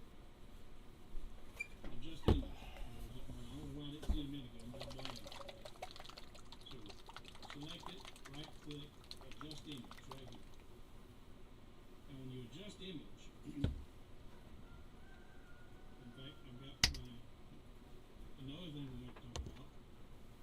Let's turn this off for right now. Adjust image. There you go. So that's what you're going to see if you haven't changed any of your negative settings. When you adjust image, these two are pretty much identical. This is showing you what your output would be. They are reversed. Display. There's your negative image. But in order to, you see the grayscale is there. Here you want to start playing with your contrast. You want to bring in some differentiation there. Change your contrast, and you don't want it too bright. Increase your gamma. And what I'm looking for, you see the buckle up here on the belt? Not belt, but the hat. It's not really a buckle, it's just a trim piece. They're all grayed out. Here I'm starting to get some contrast, and I'm looking here at the eyeball. And you can roll in and zoom in to a fixed point using your scroll button on your mouse. And start really looking at the detail. And you want to get what you feel like is going to produce the best possible outcome. Because if you go too bright, that's not going to work. You do need to have some dark contrast to it. And this is where I see the artwork, the trial and error takes over. And there you can see the pupil. Here you don't see the pupil at all. There you can begin to see the outlines of the pupil there. So that's a much, much better contrast in that image. Say okay. And also, I increased my DPI on this image to 500, and I'm working in grayscale. Okay. Now, if we go to that layer, when you're working on a mirror, you want to have your image output a negative image, so you're going to turn that on. Okay? And if you go back in here and look at that again on the adjust image, now it shows you the negative image. That's what your laser is going to output. You can then click here to invert the display, and it'll show you what the face of it, what it should look like from the front. So when you decide to turn on that option in your cuts and layers, doesn't matter if you turn on your negative image first, and then you go to adjust image, and you want to see a better, you just invert that display and it's going to show you that again. So it's easy. Doesn't matter which way you do it, just make sure you turn that on in your cuts and layers, or your output is not going to work right. You're going to get a negative image instead of the picture, the photograph. So there's a lot of information you got to keep up with here. You need to make sure you have it focused right. You search for your optimum power range. Working in grayscale, maximum power to minimum power. Now you've adjusted your focal points, your power, and now you've adjusted your contrast to get your best possible result.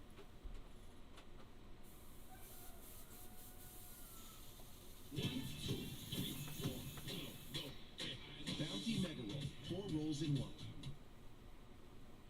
Kit Kat, Reese's. You deserve both. See you, boys.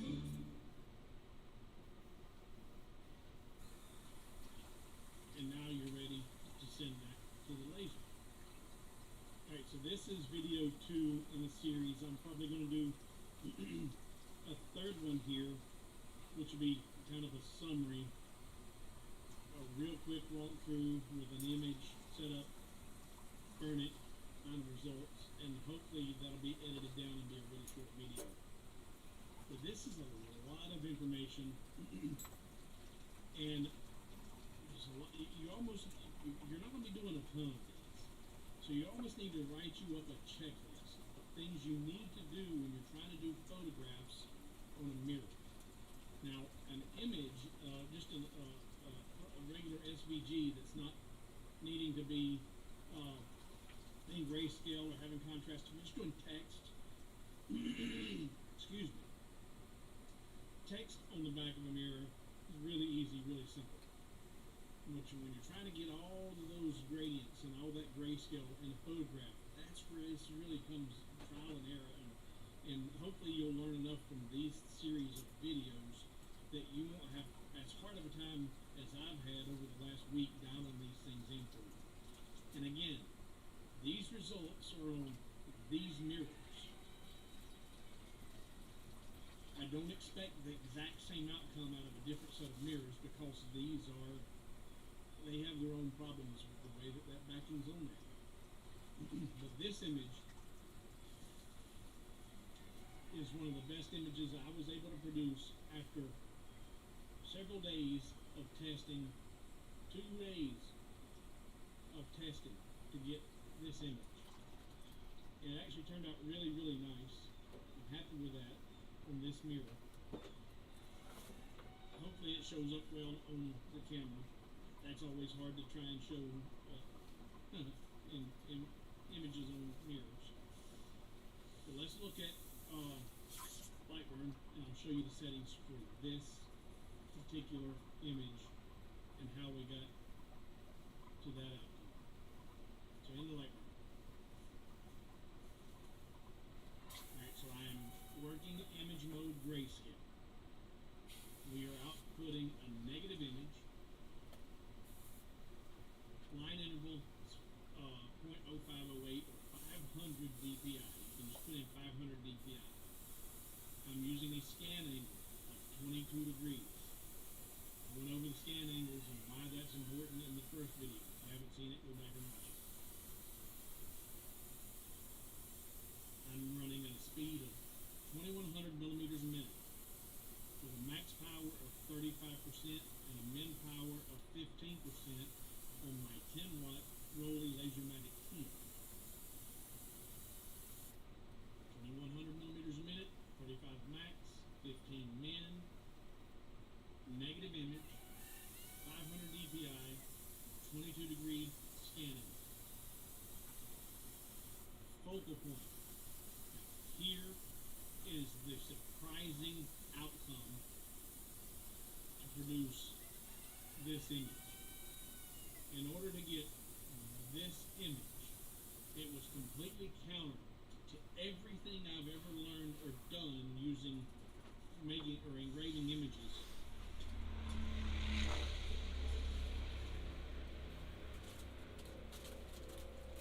In order to create that image, I did not pre-focus the laser. I did not set my focal point up here above the focus gauge. In order to create that image, using the Lasermatic Rolly 10 focal gauge, I actually sub-focused it. I actually came down here on the first tier down, which that says it's set for cutting 3mm wood or 1/8" material. So what is that? Let's take a look at what that sub-focus is. That's 0. We're going to zero that out. 0. And come here. That is a sub-focus of 1mm. That is counterintuitive to everything I have ever done with images. I was not expecting that outcome by using 500 dpi and then sub-focusing that laser. I was expecting to start seeing some of the lines in the 22 degree scanning, but I didn't. I did not. That was the best outcome. Sub-focus. Drop the focal point 1mm below the optimum focal point for your 10-watt laser, running at a 22 degree scan angle, 500 dpi, 2100 millimeters per minute, 35% max power, and 15% min power. That was after 2 days of non-stop testing, the best outcome I got on these mirrors. I've got additional mirrors. In fact, on the next video, the third one in this series, I'm going to introduce a new mirror with a different type of backing to see how well those exact same settings work on a different mirror. So you're going to want to hang around for that third video in this series of laser engraving mirrors.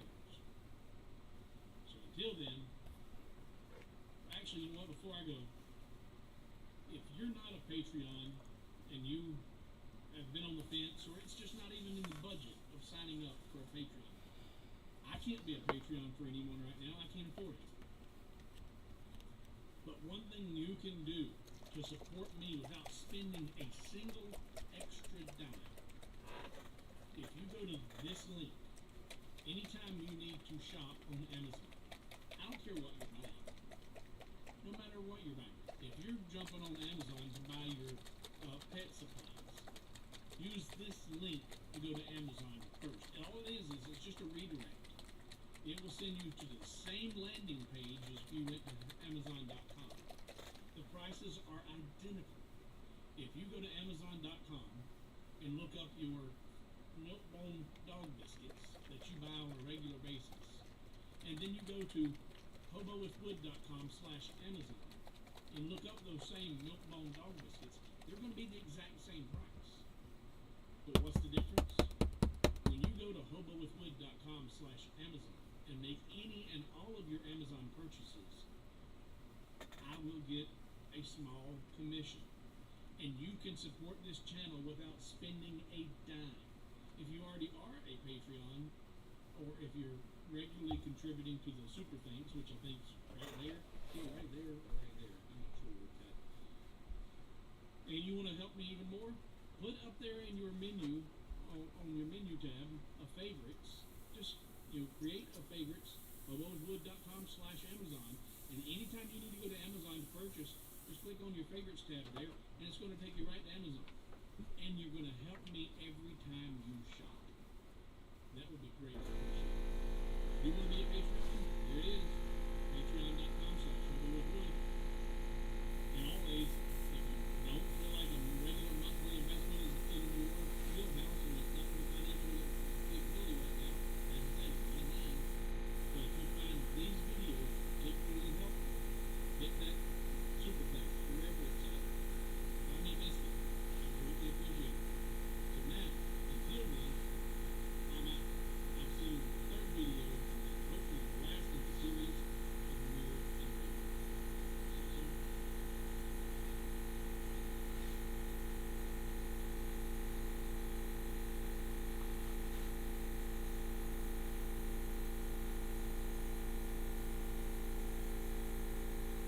I'll be right back.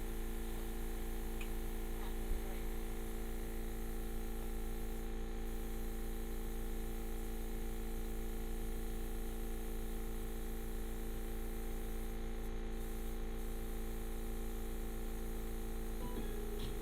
Save big on the Frigidaire Gallery Induction Range at Lowe's now. The key to great skin is exfoliating and moisturizing. Old Spice gives me both. Hey y'all, it's Steve, Hobo with Wood, and this video is a follow-up to a previous design with a new complementary design. It's going to be showing how I lay it out in Lightroom, how I get the most out of my wood, and the assembly process. I'll have some good music, and it should be at least entertaining to watch for some of you. Hope you stick around.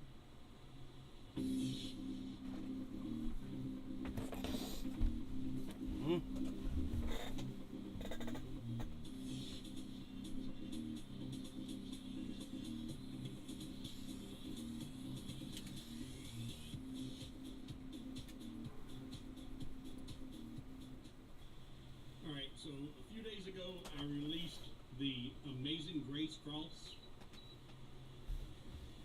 and I showed how I set that up on the laser and cut it out. There were a few things that I kind of glazed over and thought it was pretty simple, but people have been asking questions about it.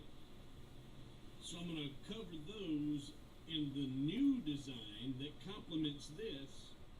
And this is Amazing Grace, and this one is my first rough prototype, but I've redesigned the prototype so that it complements this in every way as far as size and dimensions go. But instead of the words Amazing Grace, it's the complete first stanza. And it'll be the same size as this and have all of the same accent pieces, but be the complete stanza. for Amazing Grace, and it'll go well, complement each other. So let's jump in here to Lightburn and take a look at how this file will be when you download it from HoboWithWood.com. So let's jump into Lightburn, and this is what you get from the website. I have a large background with a smaller cross that was set on top of that. Then this is just a toolpath that you can use if you want to do resizing the crosses, but knowing that this is probably about as small as you want to be. But then this is the actual cross for the lyrics that was set on top of the second layer, making it a 3-layer piece. But actually, this is an optional set of offsets right here, that and how, and those are offsets that can be glued to the back of this piece. So you would glue this to the word how, like that, and then because of the way the letters are so small and the way it broke it up, like right here, it's hardly attached at all, the T and the C. These offsets were not connected as one singular offset, but you glue that up like that, saved a wrench like, or saved that part of saved wrench like me, you glue it up there. I didn't center it, but, and then this one you glue up here, and was blind goes on the bottom down here. Now, the purpose for doing that is so that it actually will elevate that text above the surface of that second layer. And some people don't care for it. I really like it. It creates another dimension to that material. I cut the two backboards out of a thicker 4.5mm plywood, and the accent pieces are cut out of the same 4.5mm plywood, but then the text is cut out of 2.5 or 3mm plywood. So is the offset. And now that offset that gets glued to the back of this, on the Amazing Grace, it is actually large enough that it has a complete offset that gets glued to the back piece of it, the back profile. But because the letters and the words and the stanza are so small, I wasn't able to get a really good, sturdy, complete offset. But I wanted enough of it so that when you glue it to the backboard, there's enough support that the wood doesn't begin to bow or twist, over time. But by gluing that offset on there, you get this top piece elevated off of it, and it doesn't show up that well on camera, but by having that offset and it's recessed in behind the letters, it creates a little bit of a shadow and the illusion of the letters floating off the face of the cross. So that's the reason for the offset. I didn't explain that very well in the video for the Amazing Grace, or how they were glued up, so that's why that was what this was about real quick. But now let's go into this laying it out on the laser. And so we'll switch back over here to Lightburn, and let's get those back into place. We'll just undo everything. Okay. Now, first thing I do is I will cut out my big cross, and this is just me. Whenever I've got a design and I'm going to take stuff and start going to the work bed with it, I actually will select it, Control D, duplicate it, and then move it over to my work bed. Let's go over to camera control. Let's see here, show, update. There we go. And I've pre-cut my material, so this is just big enough for this cross. And I'm going to go ahead and put in here my accent pieces. So I'm going to use, let's see here, all of these. And I've got two different designs here. This one's got this little inner point, and then these do not. There's enough room in the design to put these on the see, 1, 2, 3, the 8 outermost corners of the cross. So 1, 2,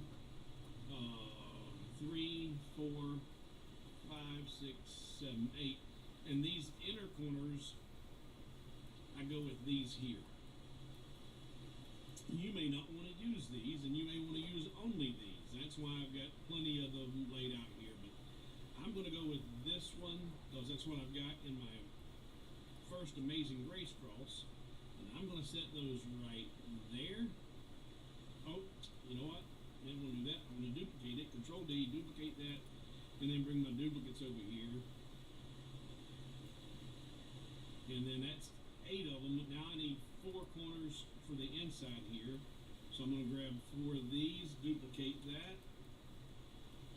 bring those over here, rotate them,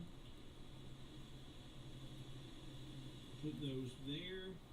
So that gives me my 12 accent corners. I'm going to go ahead. Now these are pieces that I'm going to glue together that I will use to help me place the corners in position and keep everything nice and uniform.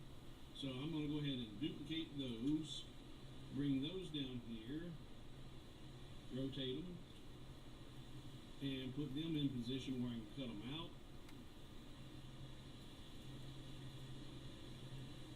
I'm going to generate a little bit of waste here, but hey, we're using as much of this as we can.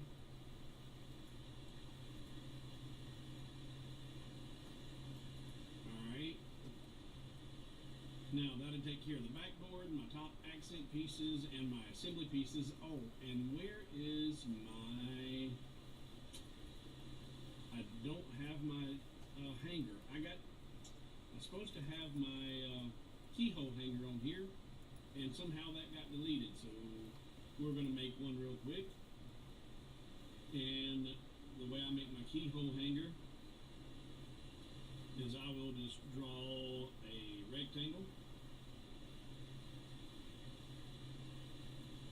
and let's do 20 millimeters in height, and we'll give that just a round number of 50 millimeters. Alright, and now I'm going to duplicate that, and I'm going to reduce this one by 10 millimeters. And now I've got that small piece, which will be glued directly on the back of the cross, and then this larger piece will get the keyhole slot in it. So let's make another rectangle.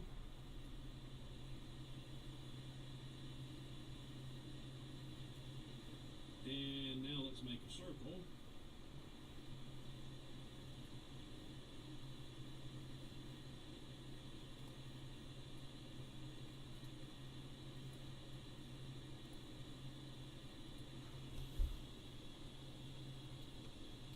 And let's see here, I'm going to line it to the top.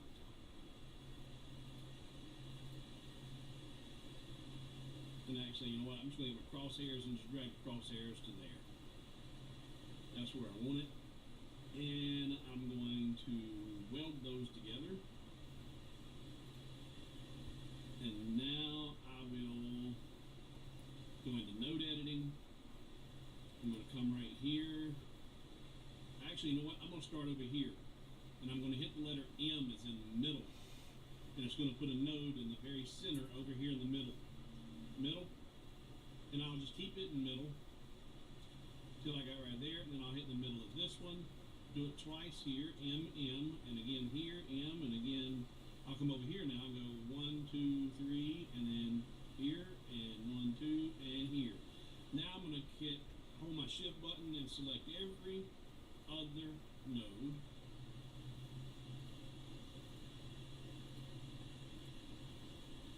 And don't like that positioning, so we're going to get rid of this one. We're going to say hover over it, hit the letter D, and now I'll get every other node. Yeah, I like that better. Now that I've got those done, I've got my arrow set to 1 millimeter, so I'm going to go up 1, 2 millimeters, and there is my keyhole slot. Now, just for giggles, how large is this opening for a nail head? If I come right here and hold shift and scroll down to the bottom, that's 4.5 millimeters. That should be a large enough hole to get a nail head in there, because you shouldn't be using more than about a finishing nail anyway. So, okay, done.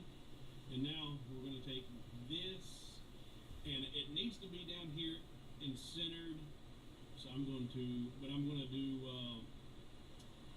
temporarily I'm going to move this to the bottom of this piece. And now center the keyhole in the center of that. And that positions that right where I need it. And now this will be glued to the top of that. So that's up top. There's my keyhole, put my hangers on, my nail in. So there we go. So now I just need to group these two pieces. And you know what? I bet you, yep, I can. I'm going to rotate this piece. I'm going to bring these three pieces down. Go ahead and put that up here in position. Oh, should have got all three of them. There we go. And make room for the other one. Rotate it. Bring it down here. Is that going to fit? Ain't going to fit quite like that, but I can rotate it and make it fit. That'll work. That'll work. Alright, so now, in fact, I need to undo this rotation,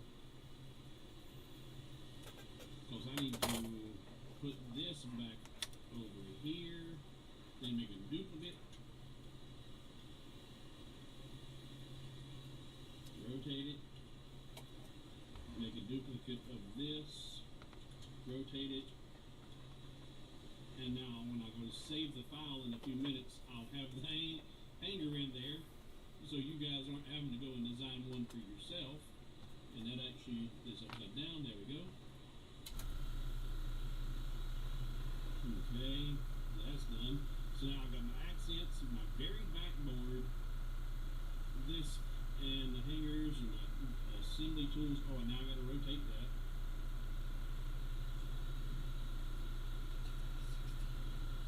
There we go.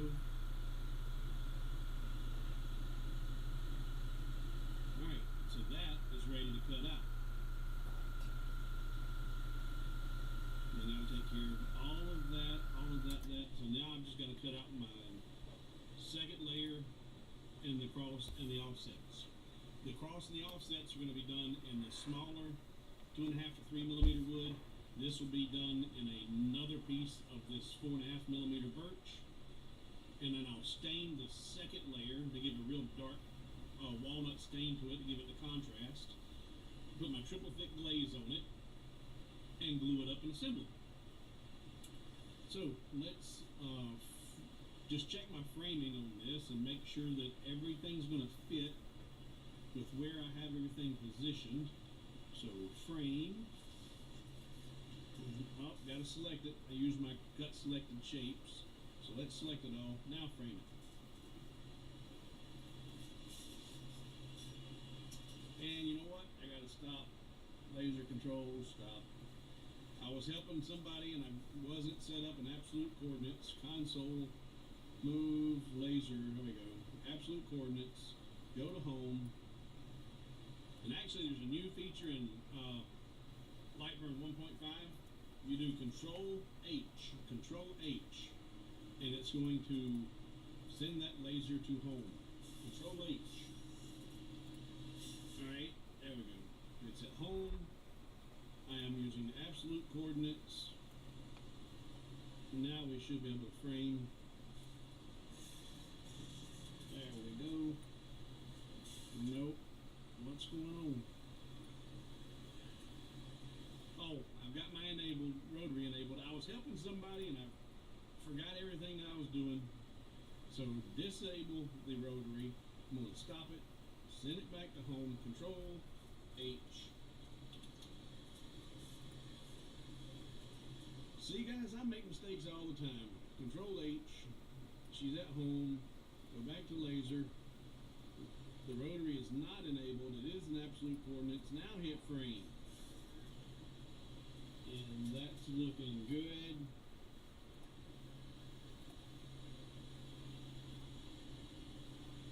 I've got my frame speed slowed down so I can make sure that when I'm working with smaller pieces, I'm able to make sure everything's lined properly. But I do feel good about this.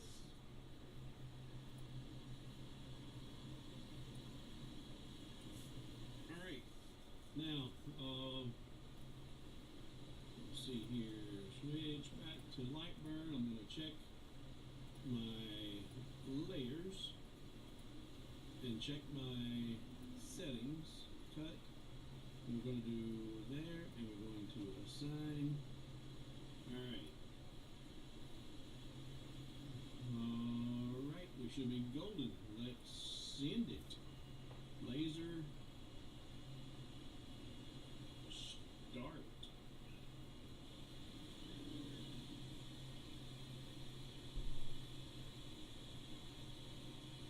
Oh, I have that messed up. Well, I think we're in the right place now.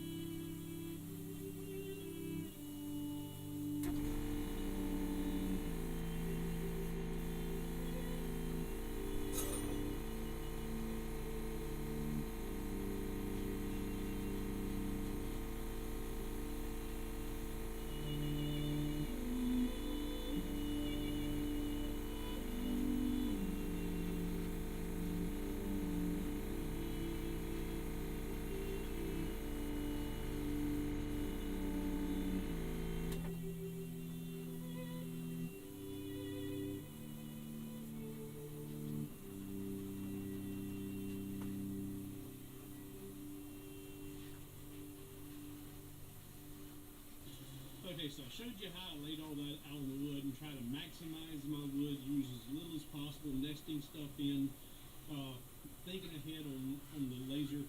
Well, this is the cheap birch plywood from Lowe's, and I ended up having to cut out some more than what I had originally laid out because of bad places in the wood, burning through, or just junk wood. And now I'm going to, let's see here, let's go to camera. And you can see here now, actually, let me switch, so you can see here now, switch, auto. Alright, so now you can see the overhead camera on the laser, where those were intended use there and here, but I ended up having to use just a little bit more down here because of those bad pieces that didn't cut out. Well, here is some really good wood that's left right here. And instead of taking this whole thing off and throwing that in my skeleton pile, I'm going to go ahead and I'm going to update my overlay. So now you can see, and since I use duplications, all of my other stuff's over here, I can now just select everything and delete that, clean it up. And now what I'm going to do is I'm going to go ahead and cut, while I've got it on the laser bed, I'm just going to He's working on one of these, but he's painting it. from here to here. And I'll just break that down there to be fine, but I'm going to select this and send it to the laser. So job, laser, start.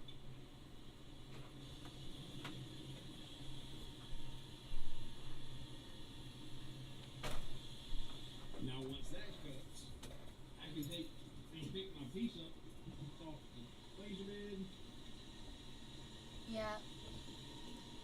I'm here We've to got interact this. with the I'll just take and comments, snap that clean. with the Now, chat. that's good material. This is, we got all the goodie out of that. That's pretty much just all junk now. But that was one good piece, and now instead of having a clutter of all that junk laying around, I've got my meat off there. I can get rid of the trash. Alright, let's lay our next piece out. Okay. I want pancakes. Downy Rinse and Refresh helps remove odors 3 times better than detergent alone. Rinse odor away. Search less, solve more. Buy online, operate anywhere. Okay, so that took care of a large part of that whole design. I got Let's strawberry go over jam and that see I what could we put got on left it. here. Let's see, put that down and switch. Alright, so what I've got left to do, we've already done the backboard, all the corners, the tools, the hanger. So we need this one, the text. Now this one and these are going to be out of the thinner wood. So this is the only thing I need right now. I'm going to duplicate it and put it on my work bed. And that's all I got to do. So now we'll send that one to the laser. Start.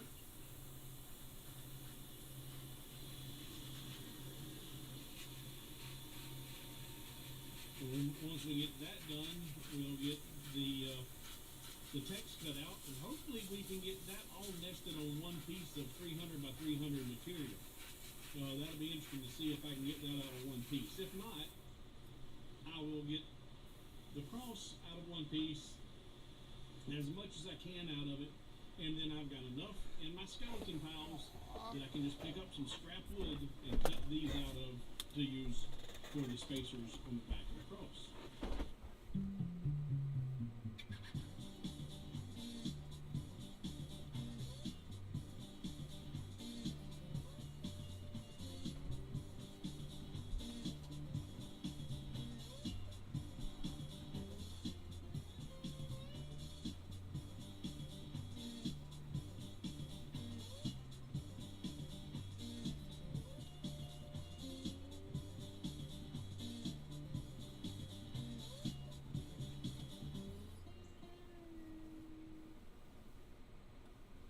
Okay, so I've got all of my accent pieces cut, both the bottom cross and the top cross, solid crosses. Now it's time to cut out the lyrics. And this is going to be done out of the 2.5 to 3 millimeter Baltic birch, along with the offset pieces. I've reworked those and got these down now to where they are the same dimensions as the Amazing Grace, so that if they were done as a pair, they're going to be uniform. So let's jump back over here to Lightburn and get this onto the work bed and see if we can't get all this on one piece of 300 by 300 material. So let's update our work bed. Let's get the laser out of the way. Move you up yonder.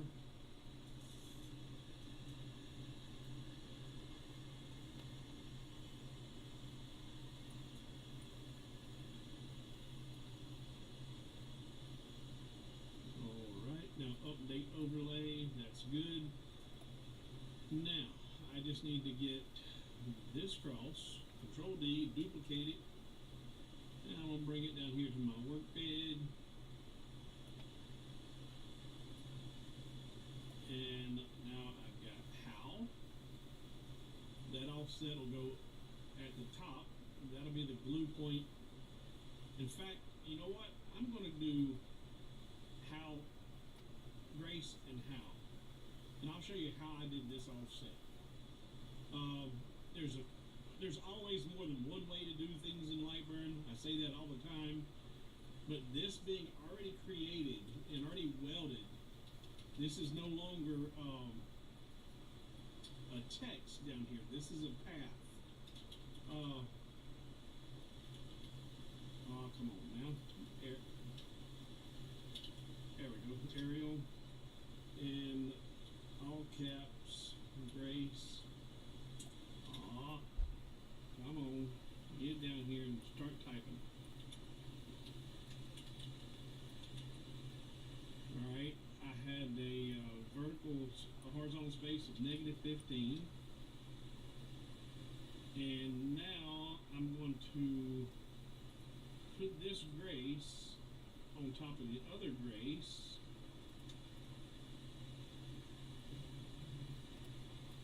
Putting that right in the corner of that E. Let's make that bold. There we go. Put that back in the corner. So now it's a little bit tall, so I'm just going to shrink it down until the top of that E matches that red E. About there. And now it's way long, so I'm going to just come over here and shrink it in until she matches up. There we go. And that's close enough for what we're doing right here. Fuck, tell her to shut up. I'm going to do how again. Fucking neighbors are... So I'll type out how. Can't even fucking go to the fucking garage. Put it over here in place.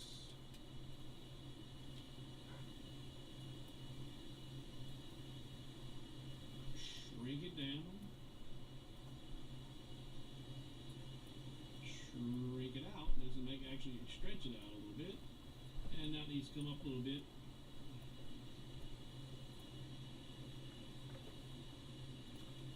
And let's get her into place.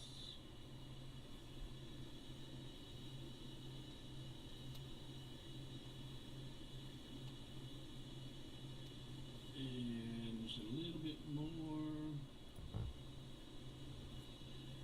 Alright, now I'm going to take that, hold my shift key, select Grace, bring them both over here.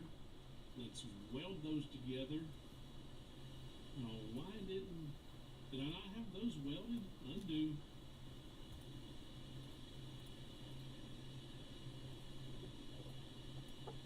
Yeah, they showed welded,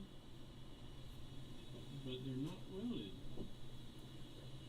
That's odd. Let's try that how one more time. Let's move that back into position. There we go. And I don't know why that didn't come out right, but we're going to fix it right now.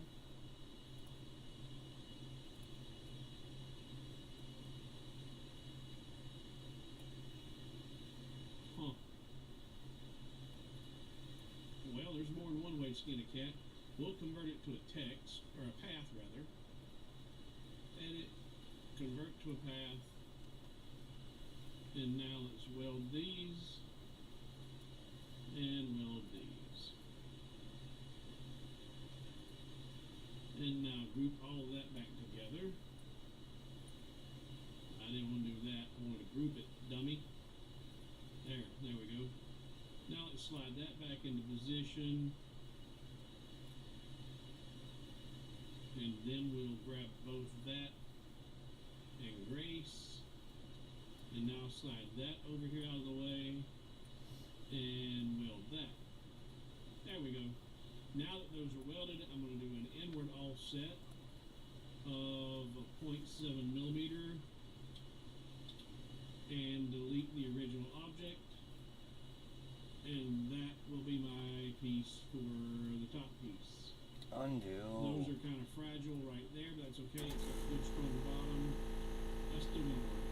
I like that. Let's put that on the red layer. There we go. So that's gonna be like a blue point up top.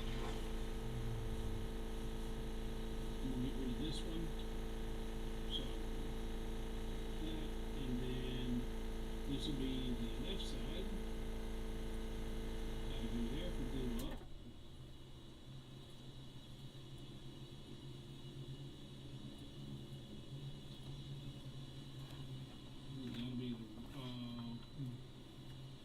That'll be the bottom glue up. And this will be the right side glue up. Go over there. Okay. In fact, let's do this. We'll put all this right here like that.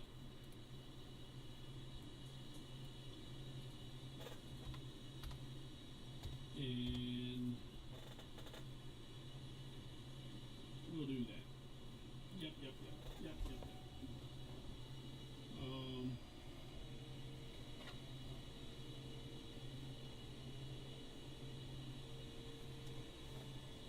Alright.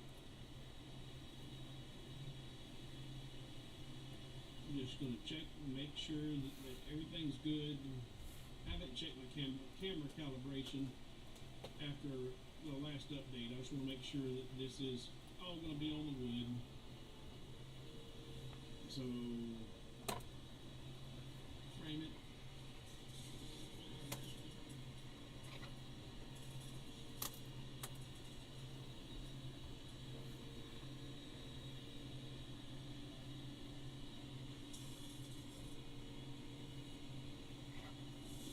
And that's going to work. Alright, so I've got my settings correct.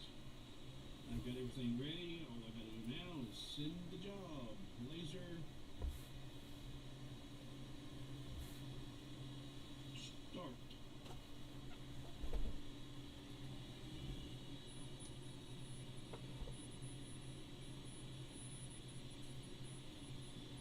Let's do the black layer first, which is just the lines in between the letters. You want to make sure that that black layer is in line mode, and of course your red layer will be in line mode. No fill modes for this design.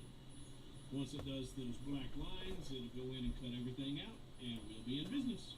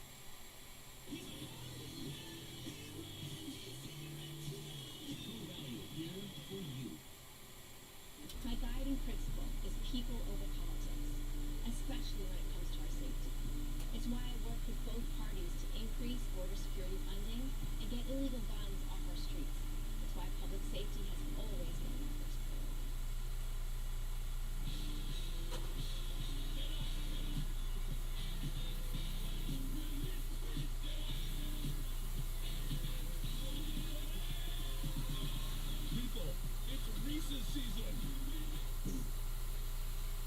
So I got everything cut out. I'm not going to bother showing you the finishing process. I took a cloth with some stain and wiped it on the wood. And he stained the wood. Difficult procedure, but I was able to handle it. After I stained what is the second layer, leaving the bottom layer in a natural finish, Yeah, he kind of did. I still need to put the thick glaze to get a really nice, He's painting. glossy shine on it. And I've got everything over in the work table. So you can swap it around. And now I'm just going to start gluing stuff up. So this is going to go on top of heat. And our goal is to recreate that. So that'll go there. That'll go there.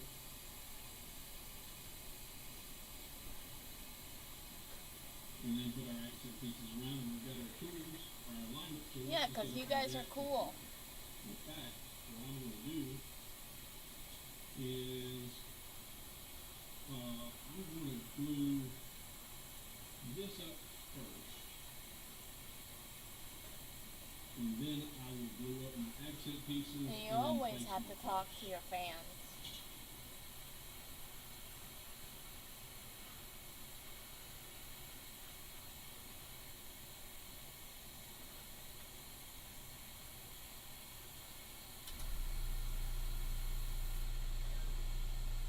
Totally agree. Aww.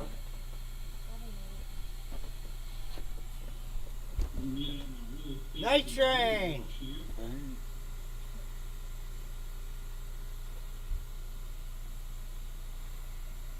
What are you doing today, dude?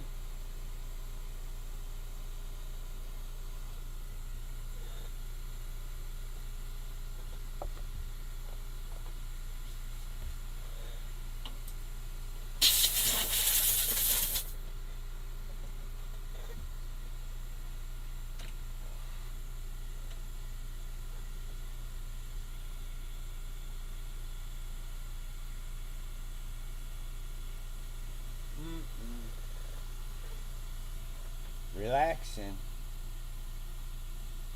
Did you finish them cookie cutters, or did you start them last night?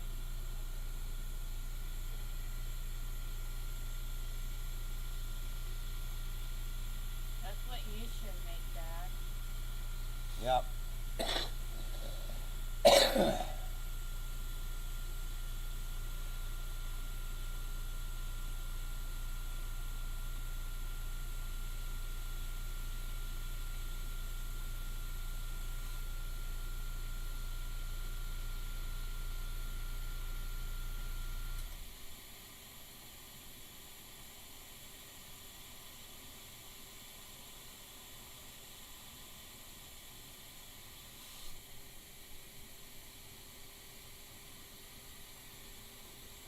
I need to change 10 of them. Oh.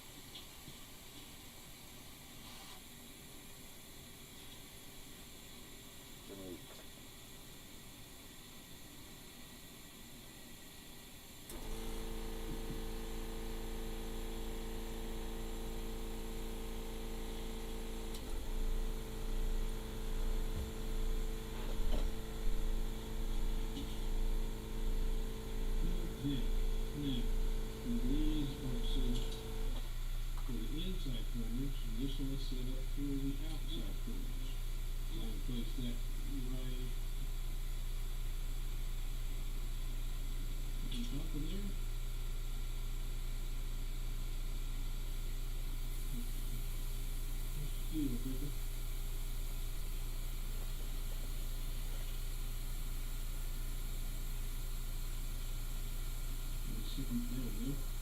And going down too low. Now with that in position, we can just slide that right down there and He's painting. lock it in place.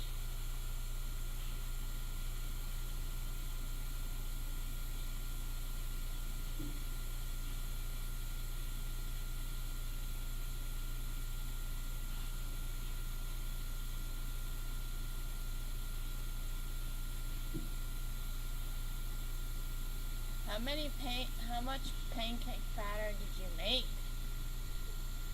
What? Oh, Jamie made pancakes. Yeah. That's nice. I made sleds.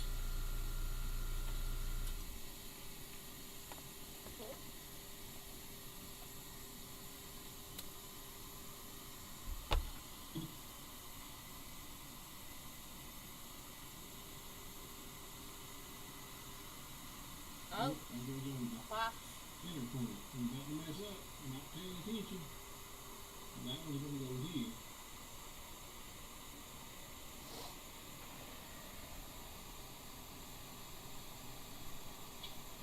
Not supposed to go twice.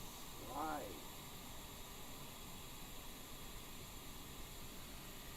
Why is it going twice?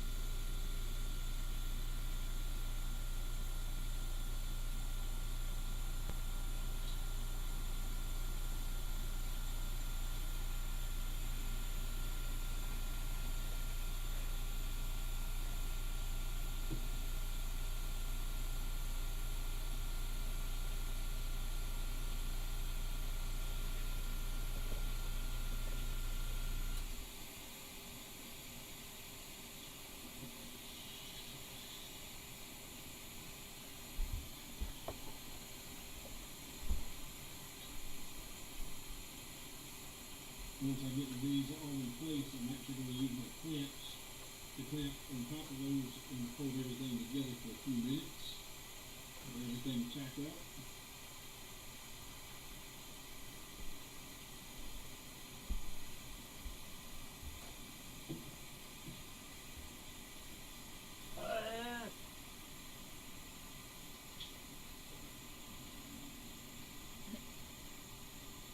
The only question, which one will win?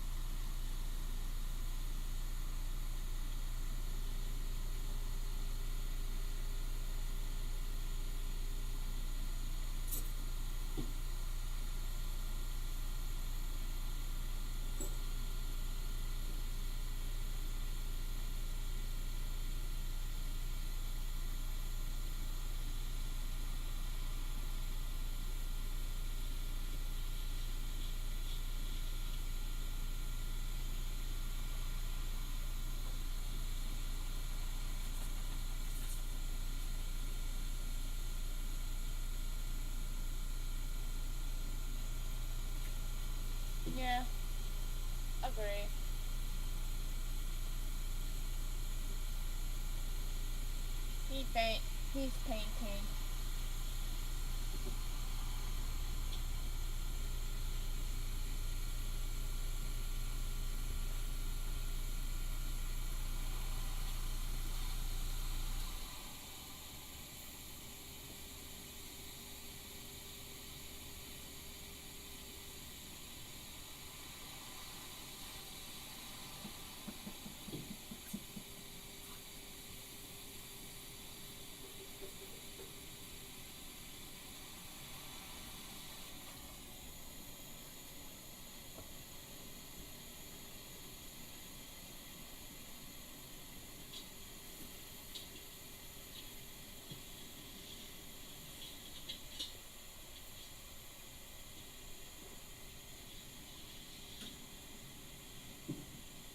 Sounds like him.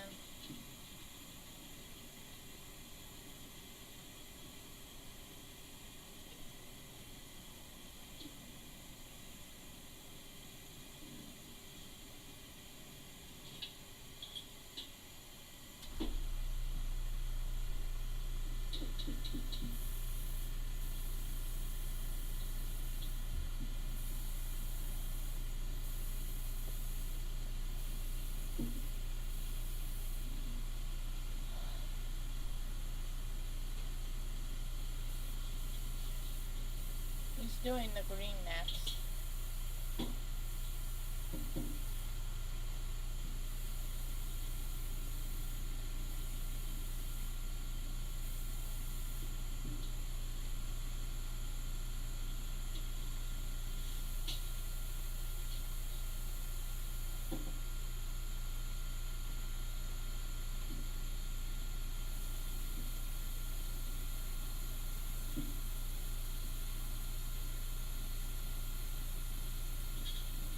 Hey Train, who's winning so far on football? What team?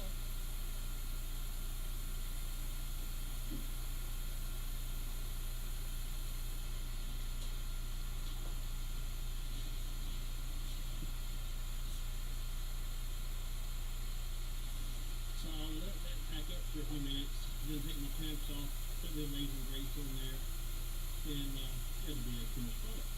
So we'll give that a minute, and we'll be right back. Alright, that's good and tacky. The glue's not completely dry yet. This is the Elmer school glue, and it will dry perfectly clear. Not there yet, but it's far enough along now. I've got the clamps off. Now we're going to put Amazing Grace on there.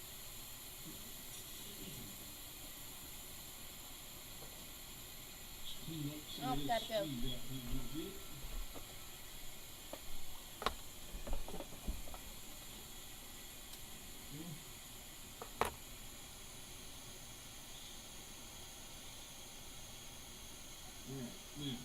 Glue the risers, the spacers to the back of the primary piece. So now you've got to put a couple little dabs here and there and hold this in place.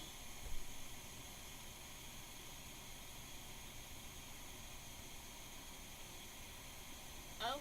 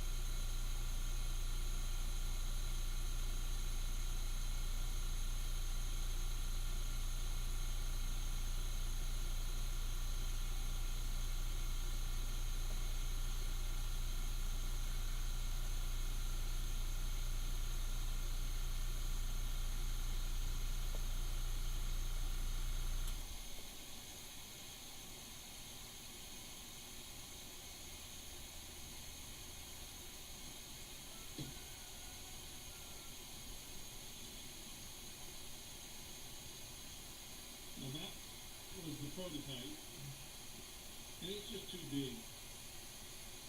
It looks nice enough by itself, but it didn't look right with this one. So that's why I reworked it, and now this Amazing Grace is the same overall size and dimensions of this Amazing Grace.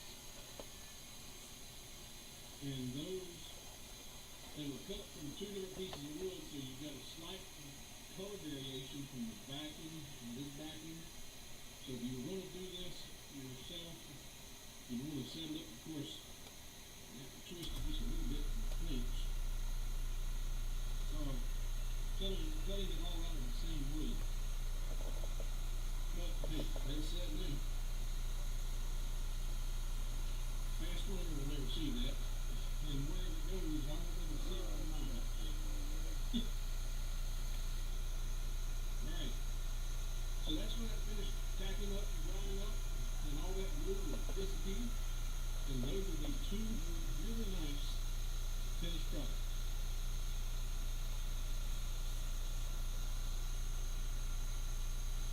Guys, thanks for hanging around. This file is on PaboneFood.com. I'll have each file there separately, but then I'm going to do a combination of the two with a slightly discounted price that I've got the 2-pack. Thank you for all your support, for hanging around, and I will see you in the next video. Texas is up by 14 to 3 on the Bills. Good.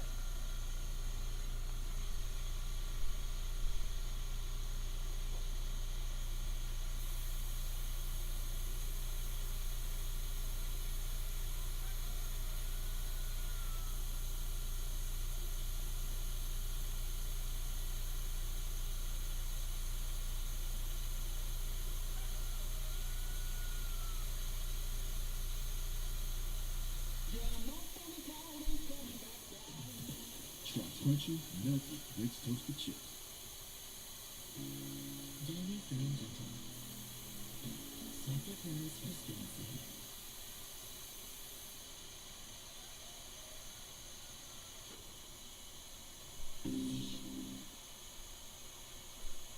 Hey y'all, I kind of screwed that up.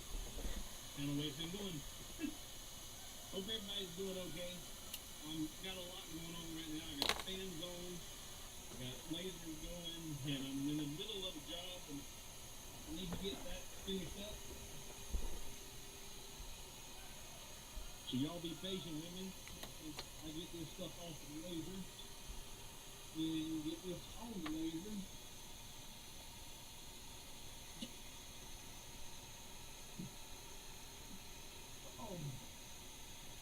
Let's see here, comments. Oh wow, okay. I didn't know if anybody would be here. It's kind of a last minute thing for me. I'm not even prepared for this. I wasn't planning on doing a live tonight. But got some questions and emails. People concerned about where I've been. I've been vacant or absent for this past week. The patrons are aware because I did send them some stuff out this week. It's just been a real crazy, hectic time of year. December's always nuts. I'm sure everybody, well, not everybody, but a lot of you probably think you have a dysfunctional family. Well, some of you might have a dysfunctional family, and you got that dysfunctional kind of family that puts the fun in functional, dysfunctional. Well, I've got that dysfunctional family that puts the funk in dysfunctional. So holidays are always a mess. And then the last week of December, I had 2 funerals to attend. One was a father of a high school friend who just want to be there to support him, and then another was a family member. But it's been a busy week. Oh, and oh dear Lord, unrelated to lasers. I've been using QuickBooks since 2008 and pretty proficient with QuickBooks. But I've been using the Desktop Pro 2020 since 2020 or 2019, and it's no longer supported. And the desktop versions those are going by the wayside. I guess they got one left out there, might have been the 2022 version or something. And it was only going to be supported for like another year, and then even it's going to be gone. Yeah, that's nice. Online. I didn't like it. I don't like it. But I made that transition, and I've been trying to get everything ready for tax season. So I have my hands full and doing a lot of things as usual, but a little more and non-laser related. But for the one funeral for it was my aunt's mother who passed away, and I made for her just before going to the funeral an Amazing Grace cross, and this goes hand in hand with Rich's My mom's home. his Lord's Prayer cross. It's kind of a play on the same principle, and this one I made out of the Duke and ash, and you can't see the lines quite so well in this one where they overlap because of the grains and just the type of wood. But I put on hers, I put her name and her birth and death date in there. But this design I've got available on hobowithwood.com, and it's done this way by His grace with the cross in there, and that's the same piece of the Duke that this was cut out of, layered on top of there. And you could customize that easily, make it whatever you want it to be, or you could completely take it off and center the cross in there and not have anything in there, or put your favorite scripture or whatever you wanted in there. It could be easily customized. But right now I'm in the process of cutting out one last one, and I've got one more piece to cut out. I'm going to cut that out, and then there'll be some gluing and assembly required. Then I'm going to jump over to Lightburn, and I'm going to show you how I did this. And here, let's look at, like I said, you can't see the lines real well in this one, but this one you can. I did this one all in birch. There we go. Let me get the glare off there. Now you can see the A overlaps the M overlaps grace, the A in grace overlaps the Z overlaps the I, and so on and so forth. And then from left to right, the G overlaps the R overlaps the A, and so on and so forth. And you can see those lines right there where the R sitting on top of the A, and you can see a little bit of that corner of the A back behind it there. And so those are engraving lines like Rich's Lord's Prayer cross. But I'm going to show you how I did this.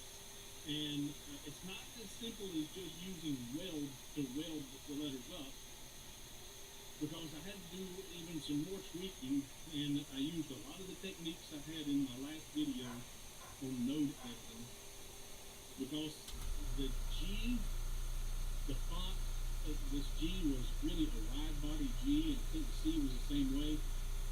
And when you tried to center the word grace, I think the GR stuck out a little further than the rest of it did, so I ended up having to go in and pull and tweak and twist, because I wanted it to be perfectly symmetrical. There's the same amount of GR sticking out past the A as there is the CE sticking out past the A. So it was more than just welding it up. And then the technique that I used to get those lines, I'm going to show you that too, because if you just weld them up, those lines go away.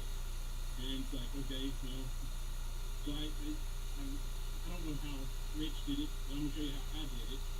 And, but I got to cut out one more fish in the Hadoop, so let me send that over to the laser real quick, and then I'll look at your comments and see what everybody's up to, and we'll start putting this thing together as we go too. So let me see here if I need to update my overlay. Oh, I hope everybody's doing well. This new year has not been too rough on everybody. And get this over there. I'm doing Hadoop. Go to my library. this can do. But sign and check framing.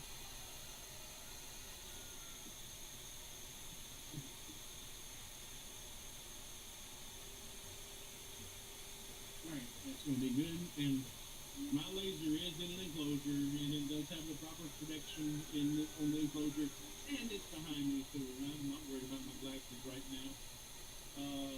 Start that. Alright, that's showing about 3 minutes to cut out. So let's see who's here tonight. We got Jeremy's in the shop.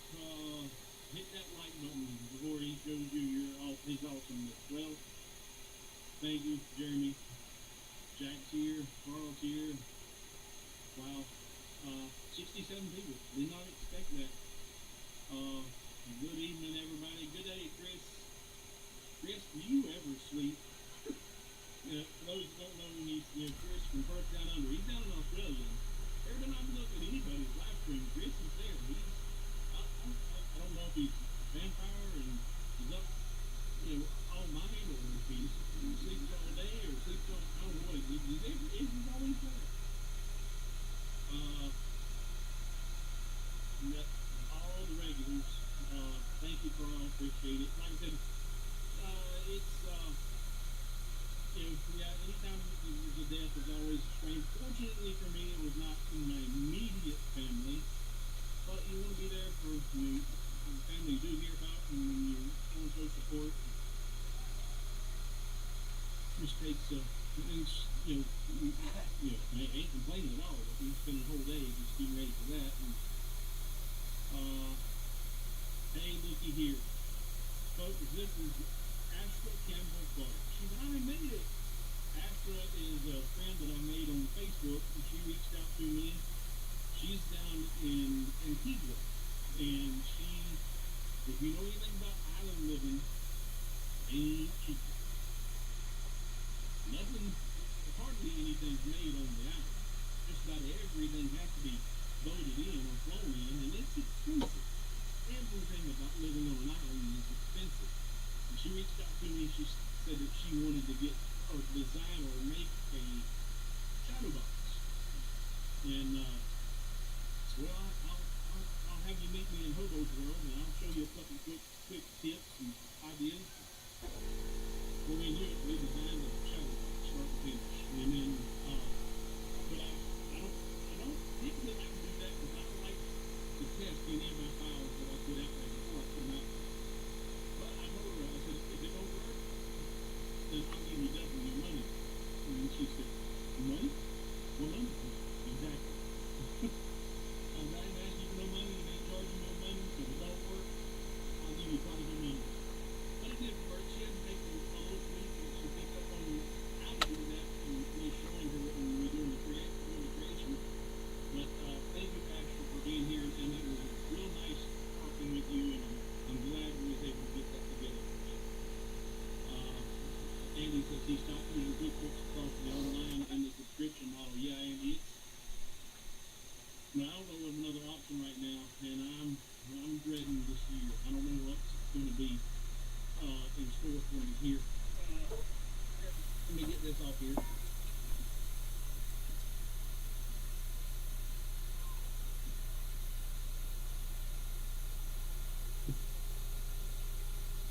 I think that's everything. So I'm going to start shutting these down. Cut some of this noise out.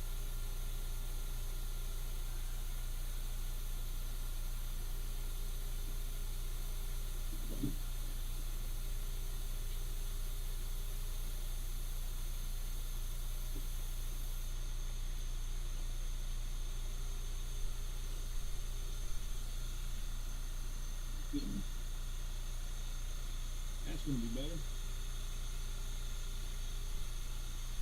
Okay, Richard says, I don't care for QuickBooks Online either. Hey, I've made several of the amazing brush crosses this week. Oh, well, I hope you Dad, there's an enjoy umbrella it. on the floor. Richard's is very nice. The word prayer is very nice. It's just a little bit of work. It's a little bit more challenging. Gotta have that dialed in just right and slow it down. Same thing here. You want to put just a little bit slower than you normally would to make sure you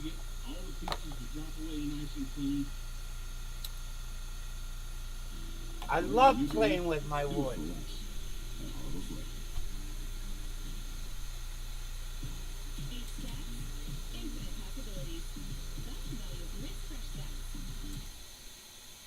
Our deodorant smells amazing. Sweat and odor have no place here.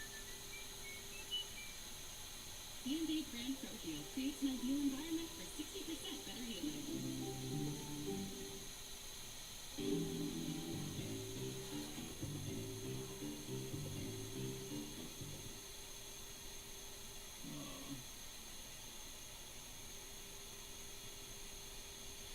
Jeremy says, I did a design this last week with a ton of note editing in it, and thank you for teaching me. Hey, my pleasure. Thank you for watching. Thank you for contributing to the channel.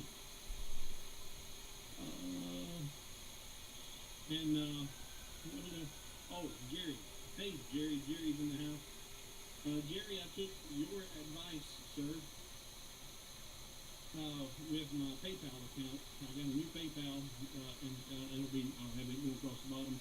I was using my business PayPal, and just like Google, they take a percentage of every little penny I get. Well, I've set up a new one, which is paypal.me/HoboLaser, and it's for friends and family. Thank you for your suggestion. And now instead of me getting 75 cents for the dollar, I'll get a dollar.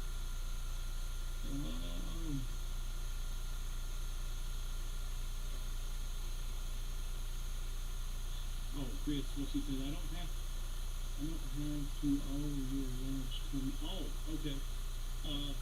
My lives in Australia are coming out to him between 8 and 10 a.m. for me. It works great, but I do usually get to bed around 3 a.m. Yeah, that's me too.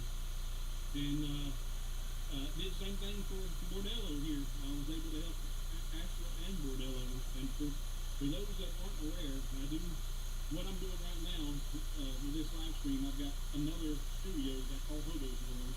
And when people contact me with problem files, and they really want some help trying to figure it out, I'm happy to meet them in Hobo's World and see what we can figure out. As of right now, I'm not so slammed that I've ever had to tell nobody or anybody that, sorry, I can't help you. And if I ever get to that point, then I might say, okay, look, I'm too many requests coming in, we're going to have to start doing a schedule and maybe some money or something. Right now, it ain't like that. And I'm happy to help when I can help because I'm not been inundated with requests. Let's see.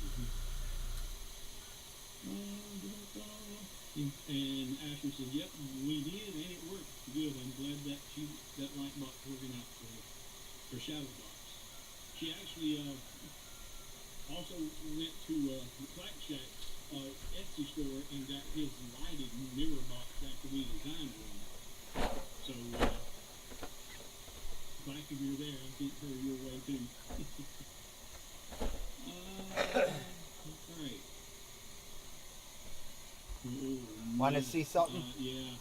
Richard said his QuickBook Pro advisor just renewed for over $800. Well, fortunately, Richard, I was able to get by with just the essentials, and it was $300 for the year.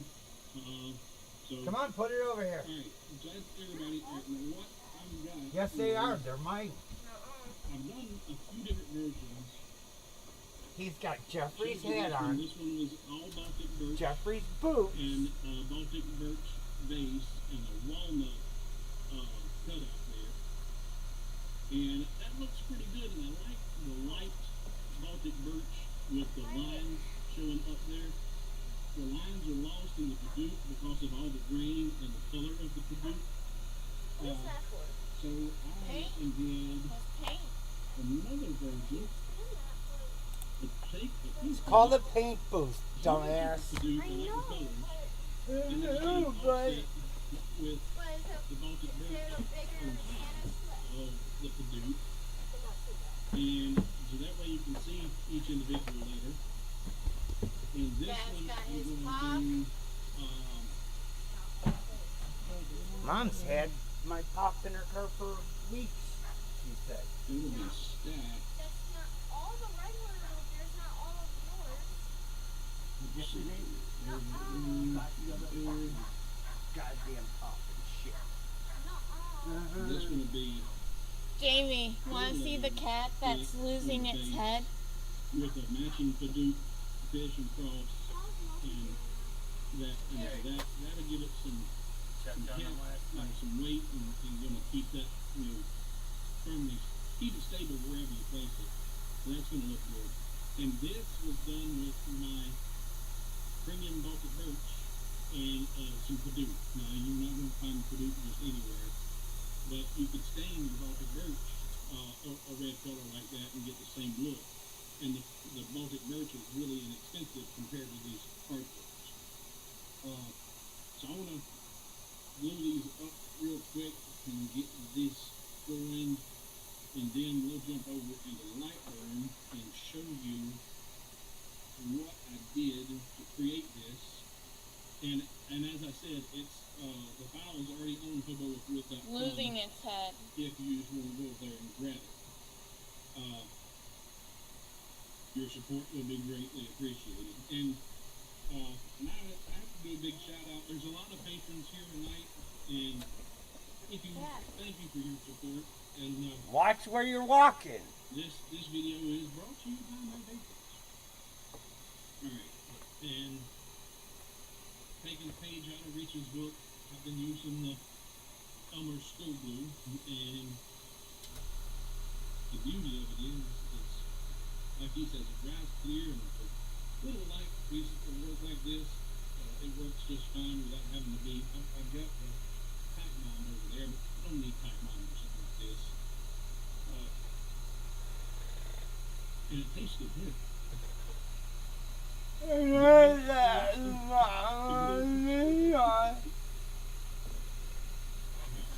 Want to see you fuck yourself? You're so weird. Something I planned to have this done and ready before we went live, but I tried a couple of different designs and a couple of different things. I didn't like the way they were looking, so I ended up having to back up and think. Wow. So this boot is thirsty. I'll smear that out with my fancy glue brush, and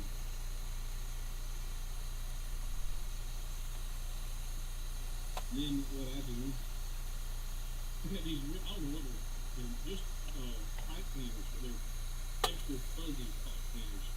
I'll use those to clean up the perimeter so I don't have all that squeeze out going everywhere. Just brush it around and clean up the excess. And I need to sand that, to clean that up, settle down to sand this real fast. Whatever you do it for less. Harvest Road.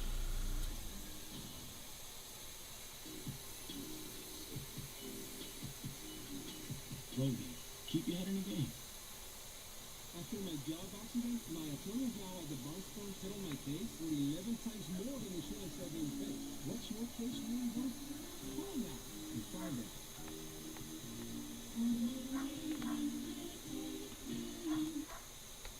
Tylenol Precise with Maximus Left Lidocaine provides long-lasting targeted relief for up to 8 hours. TJ Stroud and the second best Buffalo team. Proud to be the second best Buffalo team.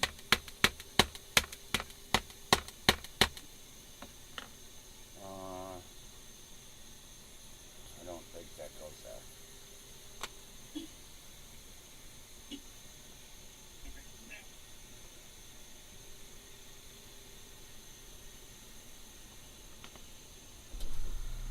Just eyeballing this, and that's how I do a lot of my designs, especially when I'm laying out the fonts and all that. A lot of times Lightburn, you tell it to go to center, and they just center it, they don't look good. Because of the shape of the letter, or the width of the word, something, technically it's centered, but it just don't look centered. And when that happens, I do not go with what is technically correct, I go with what looks good. Because when it's sitting on the shelf, that's how you're going to see it. You're not going to be looking at it through the lens of a software program. Alright. So, I don't want to take up a lot of time, but I want to get this assembled and then show you guys this. I just got 3 pieces to glue up real fast. Like I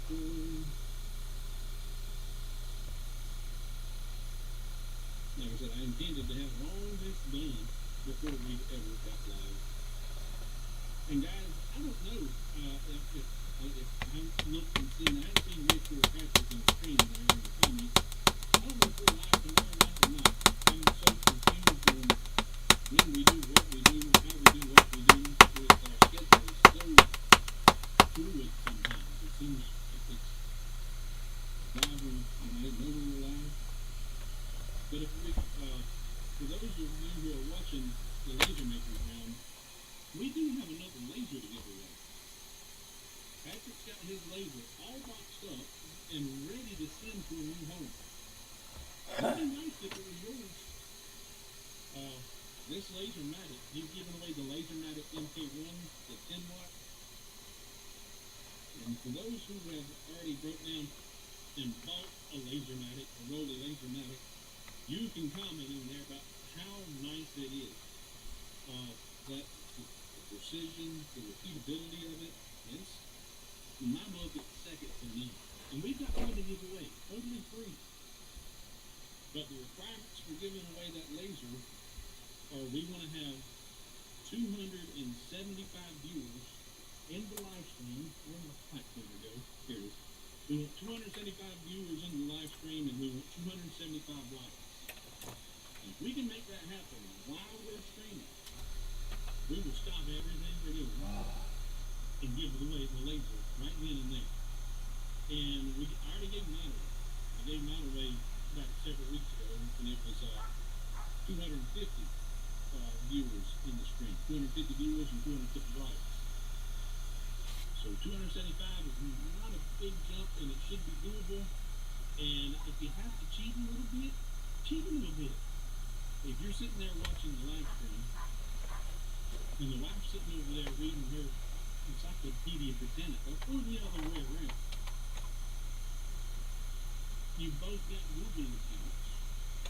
If she ain't using hers, or he ain't using his, log in on both accounts. So you have two logins in your household. And so we've been having, 120, 150, we've been having, easily half of what we need. If everybody doubled up their logins, we hit that magic number, 275, and we'll give away a laser.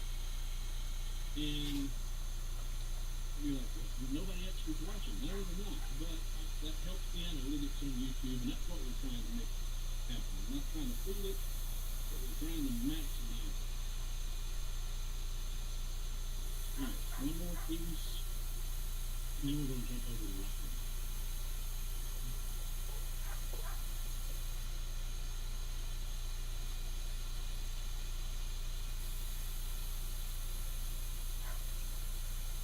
And,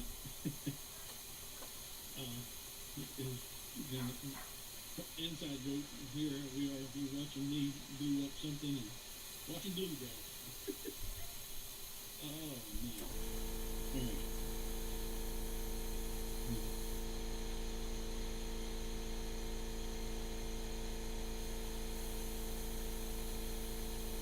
And only hope that I'm getting these lined up enough that I can sand off enough. I want it to be a good tight fit. And if I get it a little bit off or a little bit out of line, I can use some small sandpaper to make the necessary adjustments.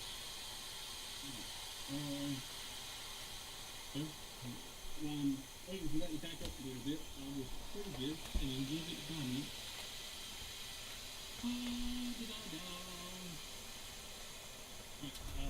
Sharon says, I use your editing technique to reproduce the letters in several projects this last couple of weeks. Thanks for your video. You're most welcome, Sharon. Sharon, thank you for your support. I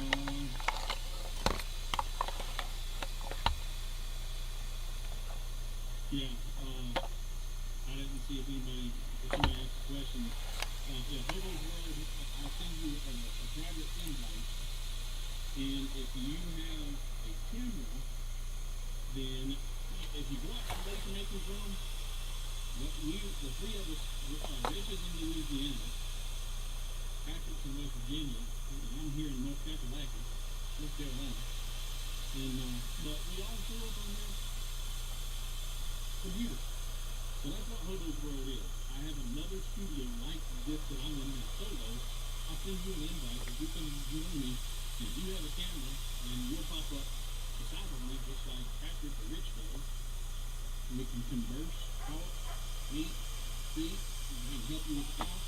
But if you don't have a camera, it's not necessary. It's not required. You can still come over to Hobo's World. I can share with you. You can see me, even though I can't see you. And I can share with you my screen. And if you've got a particular file that needs some adjustments or corrections or tweaking, you can email me that in advance. I'll have it, and then I'll have it pulled up, and you can tell me what you're trying to make happen. So that's Hobo's World.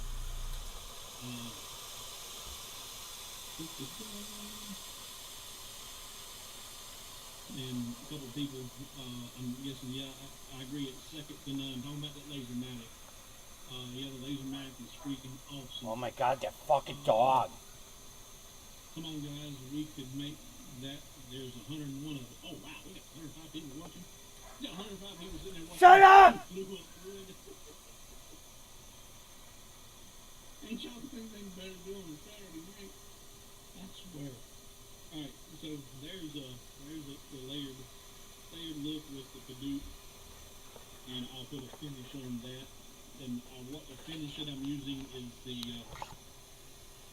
Rust-Oleum triple thick glaze, and that's why that's got such a high gloss to it and high shine. See how reflective, I mean it's not reflective, but it's glossy. And I'll put that same thing on this birch down here, and that makes this really pop, makes that birch come to life. Yeah, I'm gonna have to do a little bit of sanding on that, those bottom pieces to get it in there, but we'll make it happen, Captain.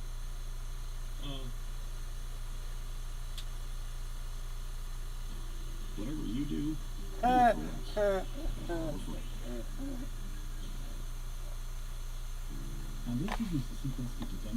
know how to slay my wood, Night Train.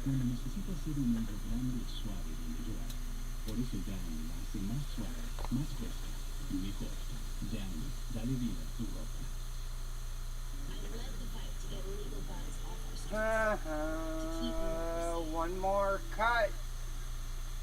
With the $5 meal deal at McDonald's, you pick from a double or a McChicken, then get a small fry, a small drink, and a 4-piece McNuggets. That's a lot of McDonald's for not a lot of money.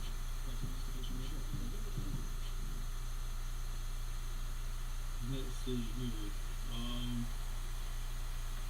MK2 is the bomb. I'm cutting faster and cleaner. The etch is incredible.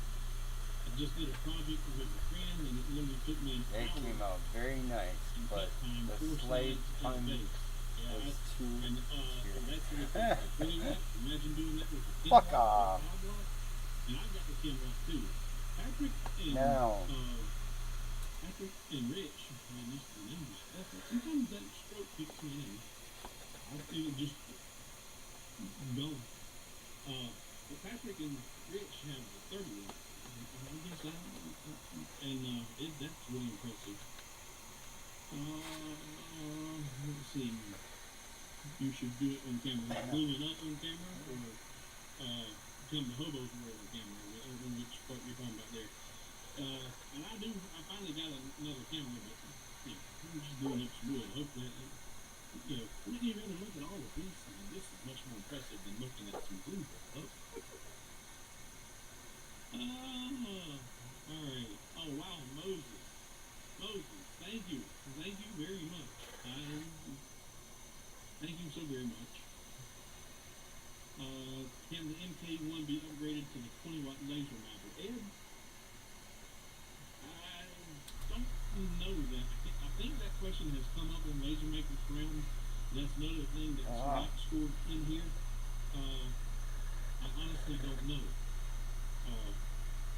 But if we're lacking more money, come over to the Laser Maker's Realm, throw that in there to Rich, and we definitely can get you that answer.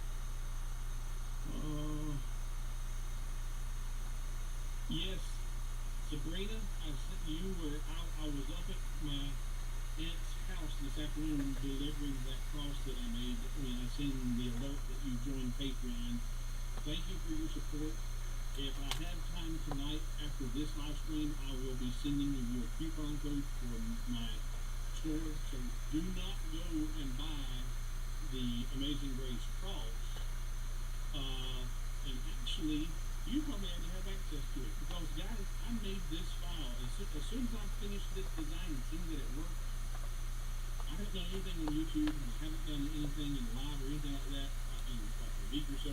But immediately upon finishing this project, jumped over to Patreon and made a quick video and gave this file to all of my patrons, gold, silver, and bronze. They got it for free. I really do try to look after my patrons, even though I've been crazy hectic and a lot going on. I wouldn't be able to do what I'm doing without my patrons, and I don't forget that. I won't forget that, and I'm not going to neglect my patrons, regardless of what kind of mess, muddle, and huddle I'm in. But Sabrina, you have access to this file already. I will be sending you your coupon that will allow you to have 100% off. So I'm pretty sure you signed up as a gold patron, so you'll be getting a coupon good for 100% off all the files that are recorded.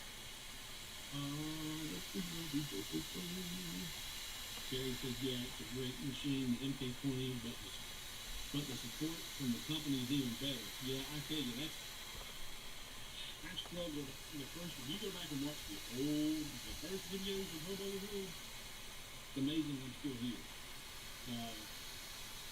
Rich, Louisiana Hobby Guy, he bailed me out. He sent me a replacement module for my failed module on my first laser and got me over a hurdle with the struggles I was having. That company was non-existent. In fact, it was so funny, I sent an email request for support and never heard back. Never. Put that laser finally in the mothballs and got the Commodore Z1, and I love that machine as far as open banking machines go. It was another 10 watt, so it was a very good machine. And Congo Z1, but anyway, after a year, I got an email back from that customer support team letting me know if I still needed their help. I tapped that. Are you serious? I said, look at the date that this was sent in. When did I send that in to you? He went back and looked. Oh yeah, it's finished a little over a year ago. And I said, do you think I'm still waiting for you after a year? So I don't even like to mention their name. I don't even want to give them that kind of free advertising. But fucking stupid. Customer support is here because there are folks out there, and I honestly believe this, that probably 90% of the problems people are having with their laser when they get it, cockpit error, but the support's there, Dimitri's there, Rich is there.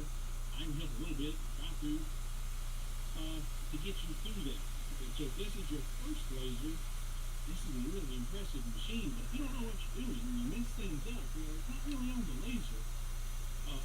But if you had done that with any other laser, I doubt you'd find the support there that Rolly puts out there to help you get past those hurdles that you might have created.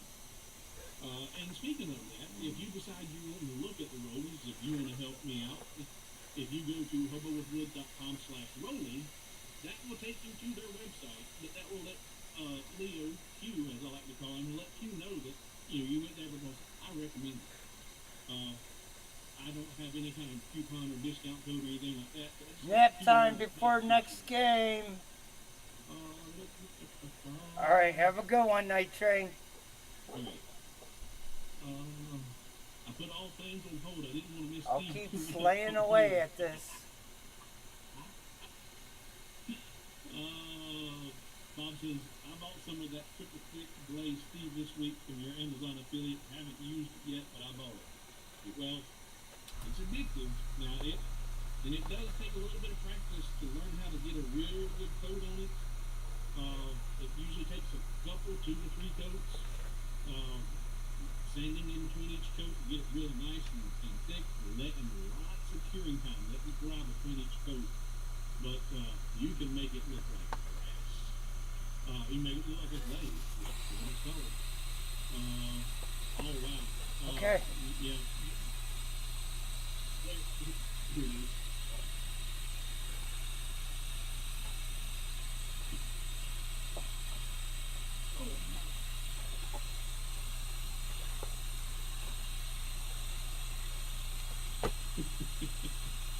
That's one of my dear members I got from Hobowood.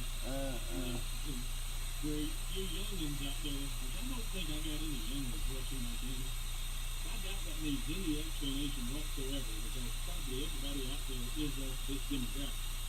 Let's play on ACDC Highway to... So, ADHD. And I heard somebody the other day make a comment that now that's even to make fun of ADHD is an insensitive thing, and I shouldn't be doing that. Come on, people. Jeremy says it's snowing and warming up today, alright? Well, I can talk to you guys all night long, but we're going to jump over here to Blackburn and show you what I did to create this and the techniques that I use to weld those letters up and then create those lines.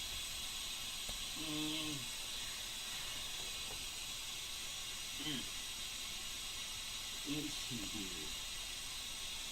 Haven't done this a little bit, so I figured this out again. I'm going to get that done, and then we're going to hook this will cut over to, yep, there you should be seeing my file. Alright, so this is the file that I just finished. But this is not the file that you will download. In fact, we will say new. Do you want to save this? No, I don't want to save anything. When you download the file from HoboWithWood.com, you will be getting this right here. And let's turn off the grid. So that's what you're going to get. It's just one base, the cutout, and then the cross. It's only 2 layers. They both need to be cut out in line mode. That was one thing that was really tripping people up on Rich's cross. They had the engraved layer on field mode, and that will work. So make sure that you put it in line mode, but this needs to be in field mode, so you could possibly put the text under that.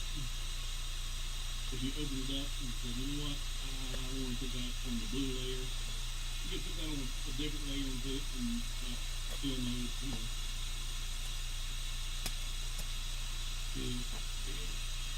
And save. So then you can potentially have 3 different layers. But since I cut this out of different materials and they're all different, I just left it in 2 layers. And when I'm doing this cutout, it's all in line mode, and then when I go to this, it's just different. One of the ways you can do anything like that, you know, whatever suits you, whatever floats your boat. But you'll get this piece just like this. And if you want to do what I just did with the multiple layers on the bottom base, all you'll need to do is select and group those together for right now, and then hold these, duplicate it, move it up here, keeping your slots all in the same position, and now you can ungroup it. Juliet, go inside. And offset and delete the original object. Say okay. Now that one's wider. You don't have to read them. Just control D, duplicate it all. Send it all up above it. Go with that one. And then just do an offset of that one. And delete the original objects. And now you've got a 3-layer base. It'll stack right up. And since it's that easy, I didn't bother saving all that in the file because not everybody's going to want to do it. It's easy enough to do if you just do it. But the tricky part is creating this.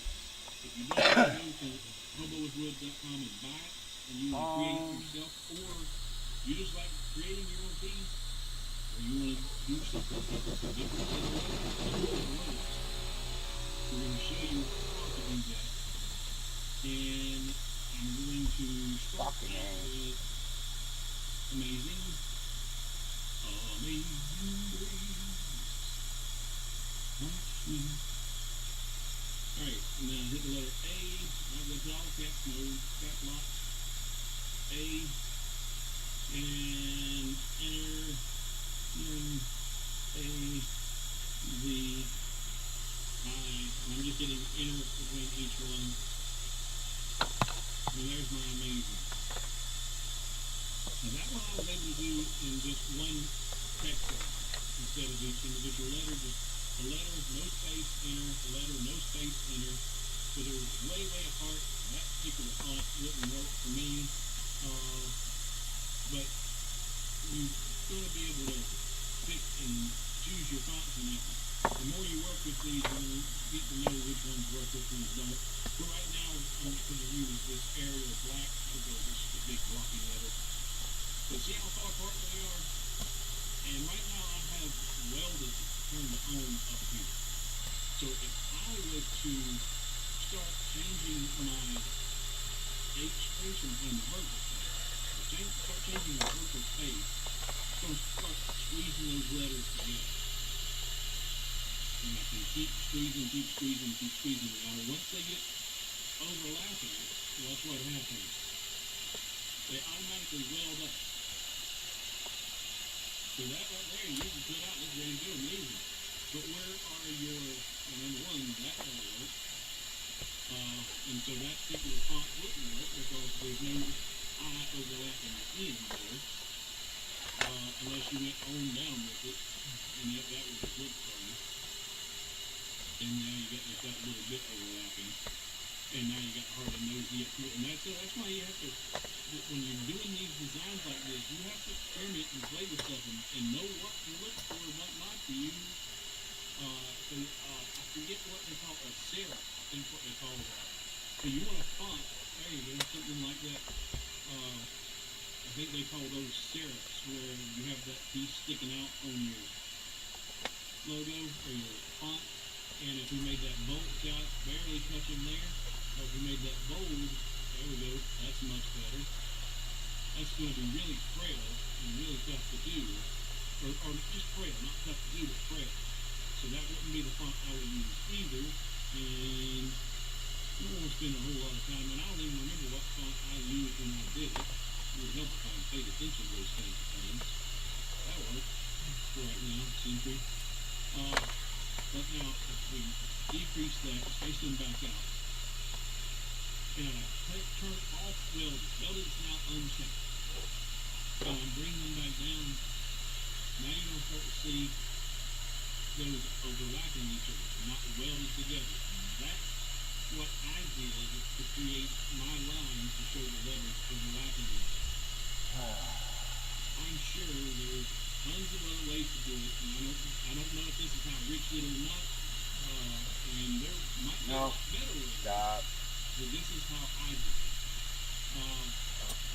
So I wouldn't use this one either, but I'm not going to waste a whole lot of time trying to find the right spot right now, and because I want to show you the technique.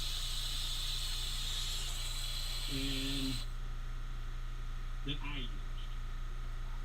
So first thing, I've got where I looked like that was pretty good. All right, so now I know that 42 and a half, negative 42 and a half vertical spacing will give me the overlapping that I'm looking for. Now I need to put grace on there, and I want to do grace with a GR. And then I'm going to come over here and do CE. I'm not going to type out grace because I need to use that same A. Now I need to decrease my horizontal spacing to get that to overlap. And this is going to be a weird one because it's not going to look good. This is not a good font. But the fact that it don't look good don't matter, because what I'm doing now is teaching you the technique and not what looks good. But we'll go not there. Go there, because it doesn't have to overlap much. You just got to overlap a little bit to make sure they're connected. All right, so that looks good at negative 22. So I'm going to do these at negative 22. All right. Now I'm going to. I have it all set up. Put I had it all those arranged with for me and the Joseph A. to be able to drink at the concert, make sure and I they're didn't have to worry about overlapped a little driving bit. all the way back home. Have it all set up, and I'm having a fucking belly issue. I can't stop fucking shitting. And if you're crazy I set it up OCD the like responsible I am, fucking way, I even went so far as to and I might not be able to drink after all.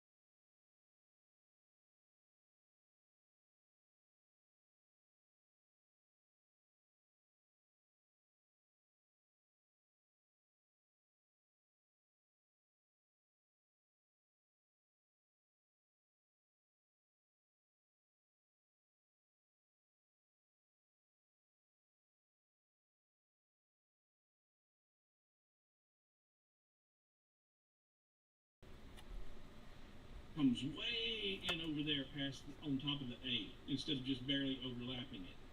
And that's what I had to do in order to get that. And I actually had to shrink down the side of this G in order to make everything symmetrical.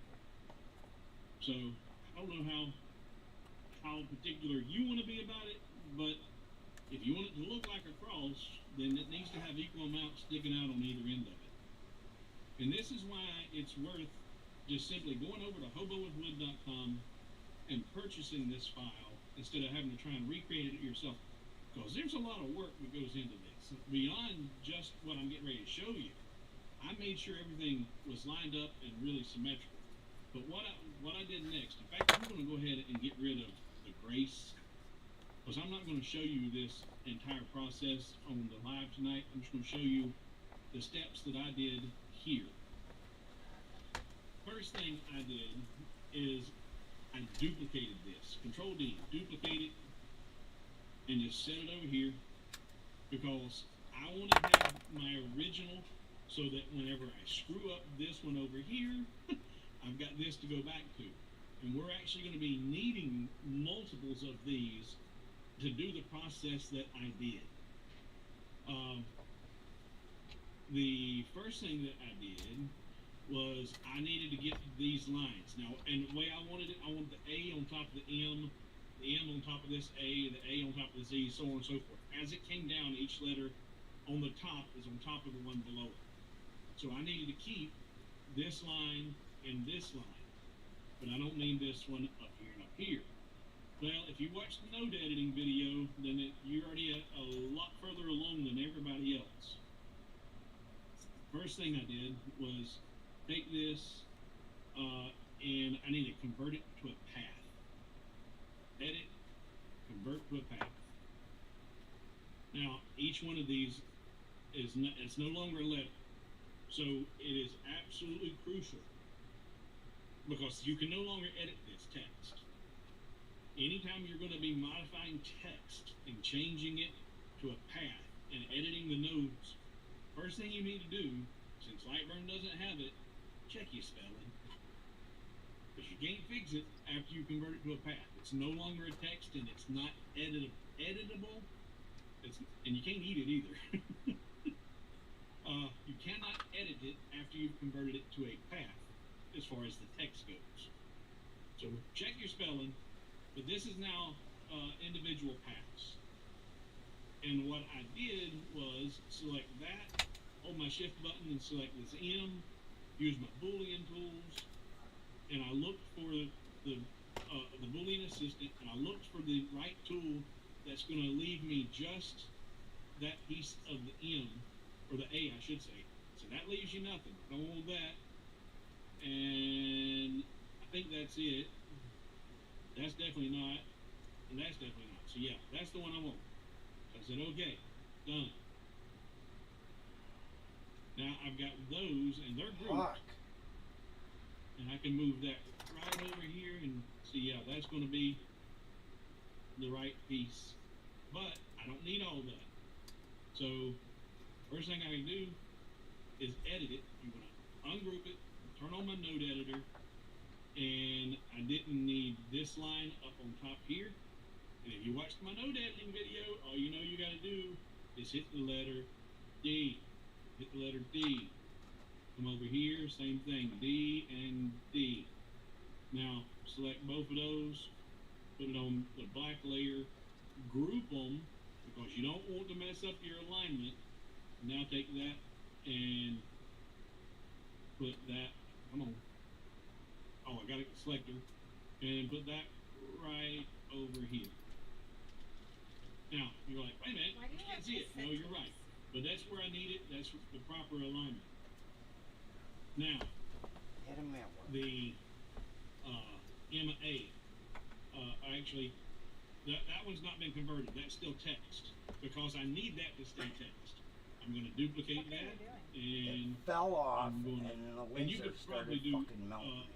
this and more, do a couple of these at a time, but That's too big. I did them a letter at a time because the way that Give me a kiss. the way my brain is on 7 cylinders instead of 8. Do a step, finish it. Do a step, finish it. Instead of trying to do all of it at one time. So somebody might be saying in the comments already, there is a whole lot easier way to do it. Eating real food and some There Imodium, might I'm gonna be but fine. this is the way that If my not, short all my circuit brain efforts works. of finding a So safe now I got that transportation lined to up and where it from needs to and a be. place to sleep is fucking pointless. Because I'm not That's drinking the, anyway.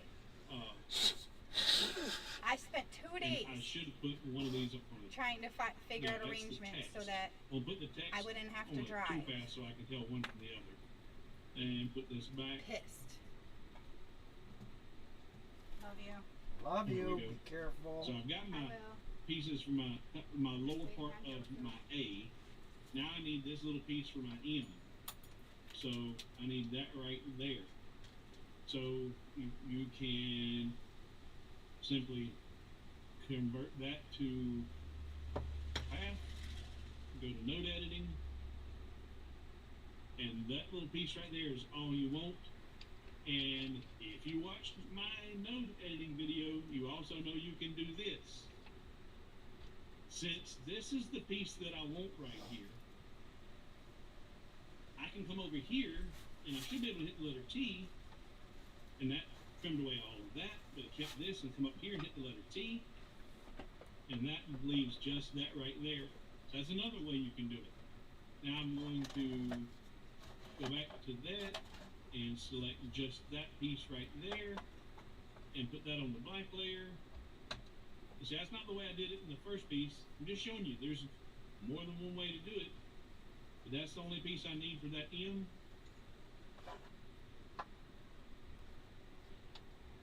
And put it in place. Now I need those for the A. So come down here, and I think I got 2 of them here. I'm going to delete one of them. I think I got 2 of these here. Delete one of those. So now I need that piece and that piece. I can just go to node editing and hit the letter T, and hit the letter T right here, here, and here. And now go back to select. There's that line, hold my shift button, and that line, group them, put them on the black layer, and I move that over here.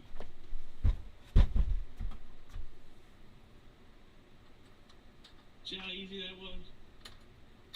And we'll do the Z. I need the bottom part of the Z. I got two eyes, I'll get rid of that. And the bottom part of the Z, put that in node editing. Hit the letter T and the letter T. And that was a straight line. You could just drawn that one. Put it on the black layer. Select it rather. Put it on the black layer. And just put that over. And you could have just drawn that just as simple as it was to do that, or simpler actually than to do what I did there, because it is just a straight line. Put that one in place. Now there's a little bit of part of that N over there, or the I over there. So node editing.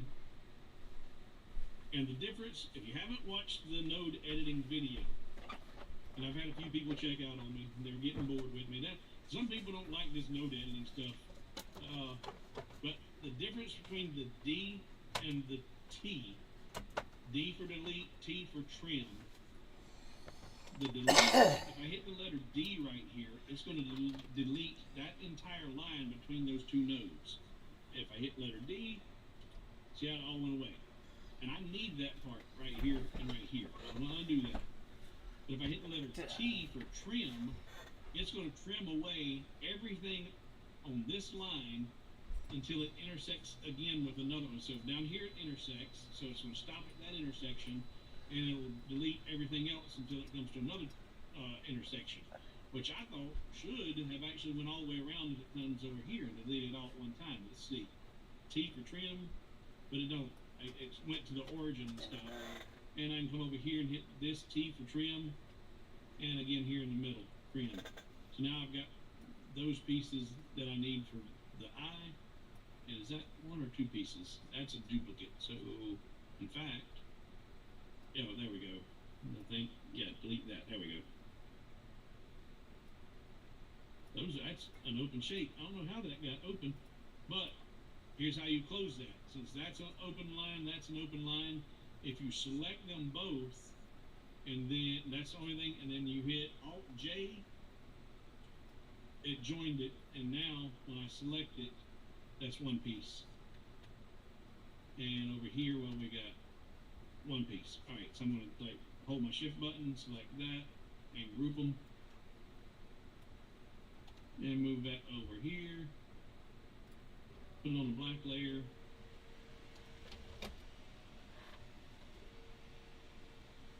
That one didn't quite line up.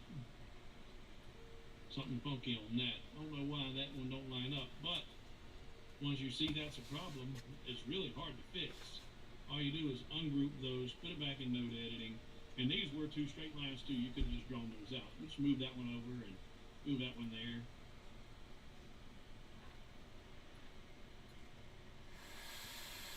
And for some of these, like these that are just corners, it actually may be easier just to draw the line and be done with it. But for these that are the curves and have the arcs and stuff in them, this is a much easier way to do it. But now that we've done that, I'm not going to worry about those other two letters. Now you're like, okay, well, how do you get the blacks and the welding? Well, now, since this is still a font, weld it, done. And now it's welded together and you have the overlapping lines. Overlapping letters. What? Why is this here? Don't worry about it. And then here, I didn't finish it. It's just welded. So it's a little bit tedious. You saw that small The camper? right font makes all the difference in the world Yes. in what your outcome's going to be. I rolled down that hill with And definitely how well the finished product's going to look. So you need to be able to see the whole finished piece in your head as you're designing it. Otherwise, you might find that you've got an undesirable finished piece. We need to do a little bit of sanding on this piece.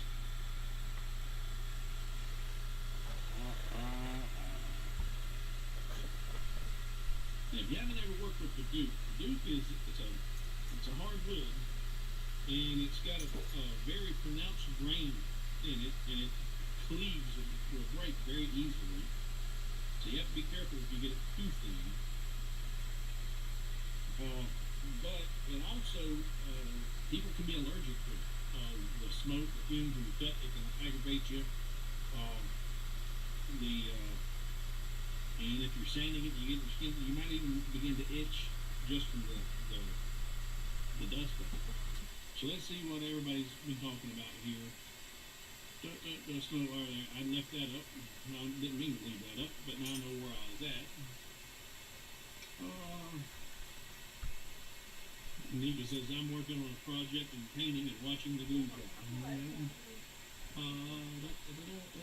And Yamaro's wanting to watch the assembly instead of, so this was really simple, just layering one piece on top of the other.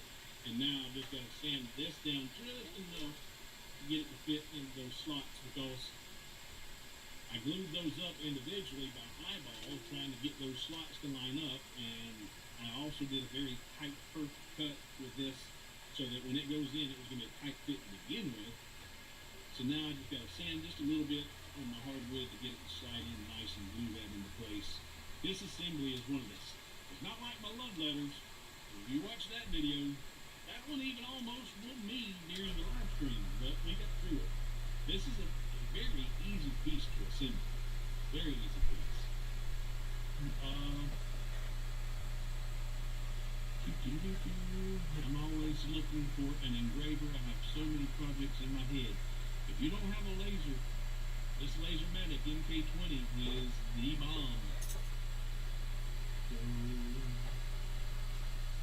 how do I access the files on my iPhone and send it to my laptop? I don't know anything about Apple.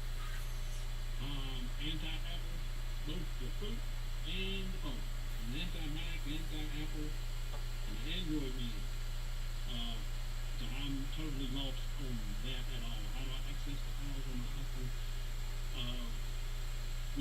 Just go to my website, I would guess, just like any other website you would go to.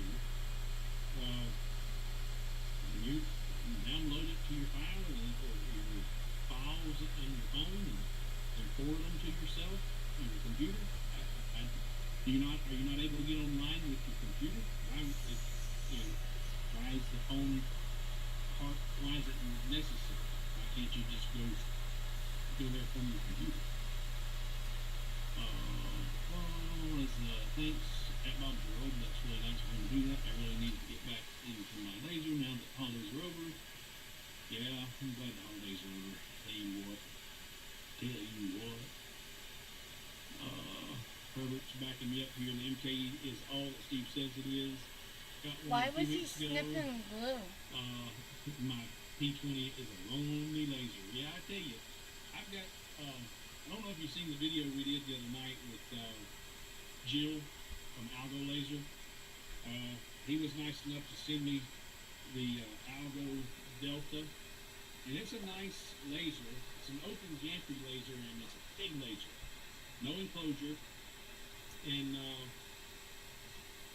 it's a big machine, but it's still just, I think, a 22 watt, and it's so large that none of the enclosures I have here will work.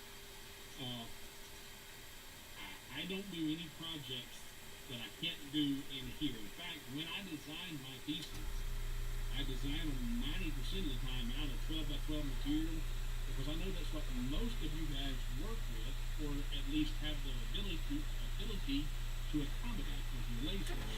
So you guys are weird. These great big huge monstrosities are coming out with. I like the additional power. I would like to have a 30 watt monster, but I don't need the extra space. And when I do need something bigger than this, I need something bigger than that's slightly bigger than these gantries here. I like those extended open gantry machines where you can do a 4-foot piece. That's nice.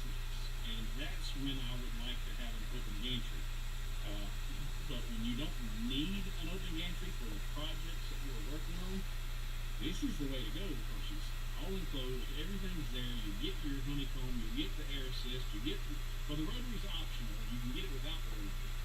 In fact, if you're just considering getting a laser, you might even consider getting it without the rotary, because if you decide to add the rotary later, it only costs you another $10 to buy it after the fact, and you may find that it's something that you're never going to use anyway. Some people use the snot out of them. They're doing tumbler after tumbler after Yeti after Yeti after Stanley after So weird. That's the only weird thing that I found finding weird. Smelling glue. All the other weird things I'm okay with, but smelling glue, here's the alcohol, the rose-colored glasses of life. it doesn't have a smell. I did that on the rotary on the MK2. It turned out really, really nice. But I'm not selling tumblers and designing tumblers, so that's not something that really appeals to me as the rotary. But you will not find a nicer laser with all the components that come with this machine for less money.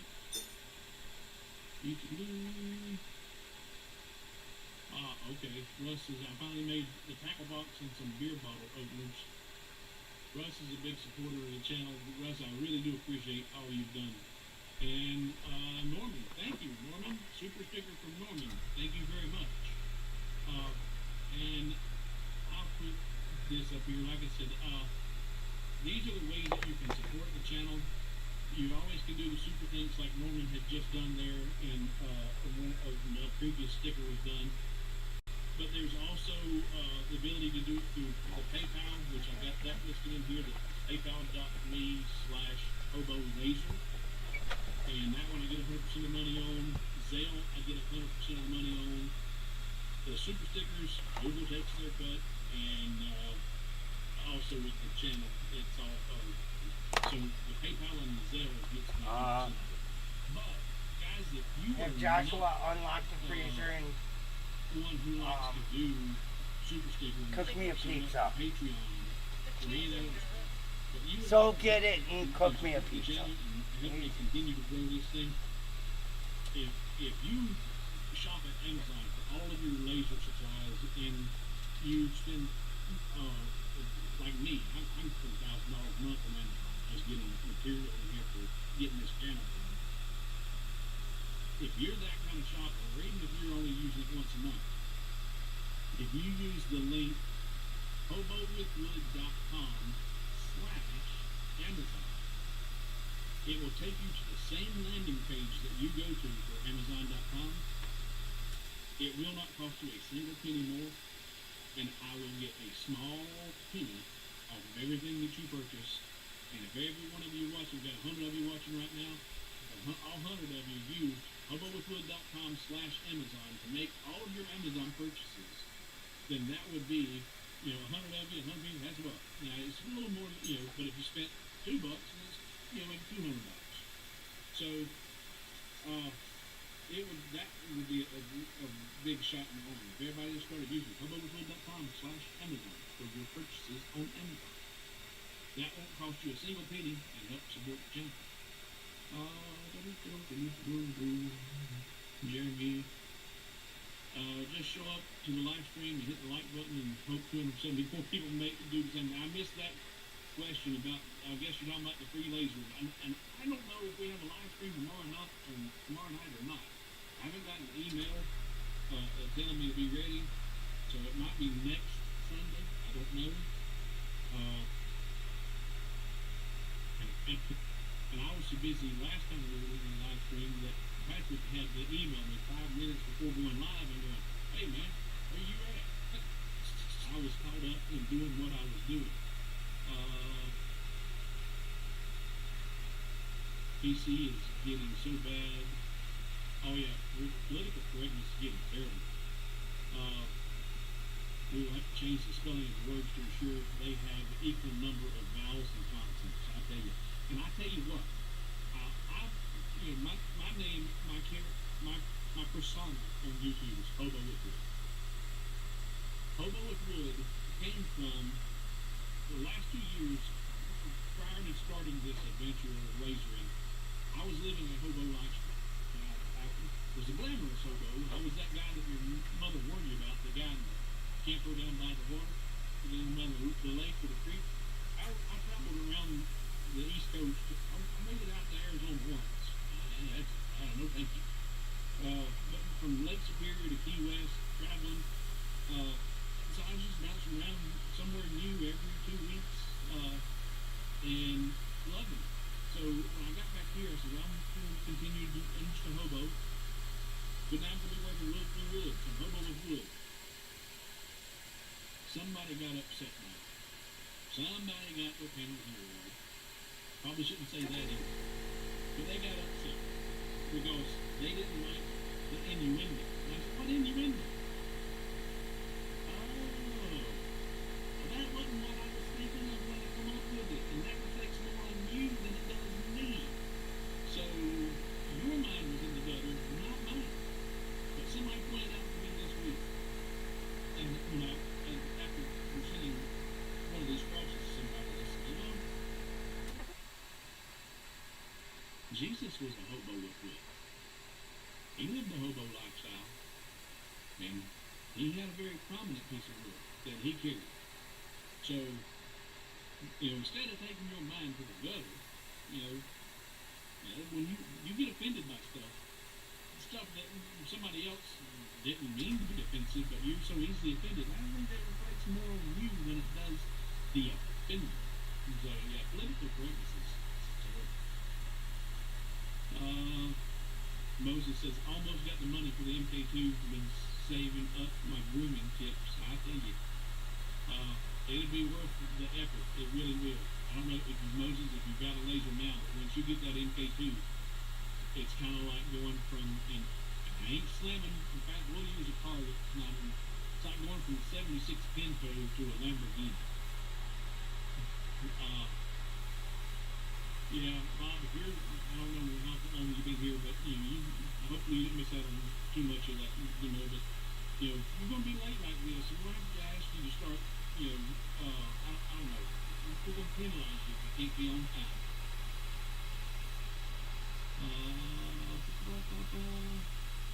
Midnight in the sun, so man, it's cold out, it's supposed to be 10 below Fahrenheit. He's in, Illinois. Yeah, that was what I did for hobo with wood, or my hobo lifestyle. The reason I was moving around so much is I was chasing that 70-degree weather. I don't care for super cold weather. No thank you.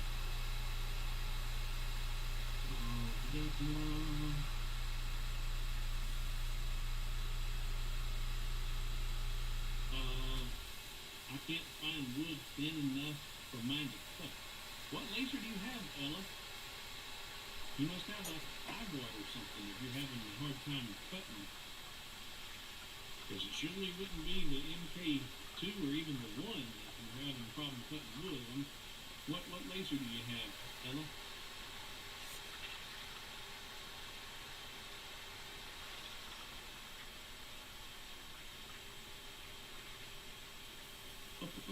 I'm just looking for questions. You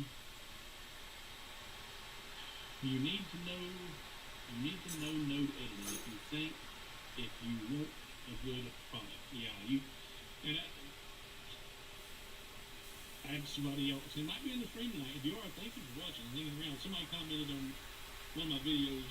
It was an old video, really old one, because it was one I'd done in the camper using the wax. And forget what project it was, we commented, he said, man, that's a good video. And then I woke up, and you were in 5 minutes down a node editing. And I'm like, wait a minute, it's really good. Why did you just wake up? Why were you asleep? And if you were asleep, I put you to sleep. Joshua, Next time let's show Jamie. Yeah, you're 5 minutes down the road on the tangent and node editing. You got problems. Don't do that again. And I'm like, that's his costume. Well, not for actual Halloween. This is going to be Jeffrey's costume. And then I'm going to be Robin. And then for actual Halloween, I'm going to be Deadpool. Maybe Cowboy Deadpool. Ooh, Cowboy Deadpool. Cowboy Pool. If you don't like it,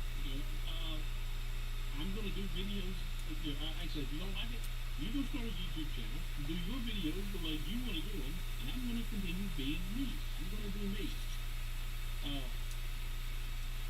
But I was like, really? I got a problem? I got a lot of problems, but I'm him telling me that I'm going to do anything to help him with it. Stacy, Happy New Year to everybody. Richard said he learned 3 things. Crafting Regine says 3. Jeremy says 3. That's awesome. Yeah. No, Yes, I want to. I definitely want to. Takes me out. Yeah. And plus down there, you know where you at? I definitely want to be Cowboy Deadpool, Texas, yes. everything turned brown and was dead, and what wasn't dead wasn't good. It's kind of like almost like I imagine what it'd be like the backcountry of Australia. Everything's dead there. Your pizza's cooking. I don't care about it. I'm strong. See, Loman over here says, well, I'm so, I can't even tell you how many memory bears I had to make at Christmas. One person ordered one 2 days before Christmas. You gotta love that. Your lack of preparation does not justify an emergency. Don't wait until the last second and then expect me to be entertaining. You should have all the stuff. I do have a Batman mask. I definitely do have a Batman mask. That's really close. I feel like I don't want to force it. I feel like they should have a Batman cowboy Batman. I feel like they should. Because the plywood or the hardwoods like this, you can turn the camera now. The Baltic Birch plywood in front. And if I sand too much of that, then it starts going through that Timmy hose. And you get that raw and we look and stuff. Oh, look what pen Joshua gave me. Oh my God, you haven't showed her that pen? You had all weekend to show her that. It's not cheap. It's not cheap. She meant the cowboy stuff. The lasso, the lasso. I was actually, Jeffrey actually made a post on Snapchat where I had the cowboy hat in the boots. I don't think I had the costume on, but he was. But you go online and get stuff, and they have thin-dimensional lumber is how they market it, and it's all this dupe. Talking about how Deadpool travels the multiverse, and so there's versions. Really thin, 1/8-inch solid. I told him to be Mexican Deadpool. No, Mexican Batman. And Deadpool. No, we didn't say nothing about Deadpool. Especially once you put a finish on it. But it does not laser back down. It's okay to do solid cutouts, but it doesn't. Anytime you've got a wood that's got all that really pronounced grains in it, the softer wood's going to burn away different than the grain wood. So cuts well. Hand me my cat. Bonded, but it doesn't engrave that well. But man, you name it. Careful with the head. I think that they advertised themselves as being the largest importer of exotic hardwoods in North America. You name it, they've got it. And if you're into turning, you've got a lathe and you can pin blanks, stuff like that, they're worth checking out because they actually I heard that I think one of my friends most of the at school, I think they said that there's cowboy boots at running. Yes, we're Rockler buys their stuff. Well, Yeah. he did. I think he said he no longer sells I might them. have Mom go there. Rockler used to Take get me all of with their inventory from check 'em SP. So What you did can she go. say? I mean, Cowboy's a little less racist. Well, black cowboy. No, she's talking about Mexican. Oh. 30 feet or whatever. And you get random lengths. I'm pretty sure there was a Mexican Deadpool 4 to 8 though. inches wide, 6 inches wide. Yeah, because he traveled. What about a Japanese Deadpool? You don't like and that. it's not as cheap as the powder. Wait, she said something else. I think. You have cow boots, LOL.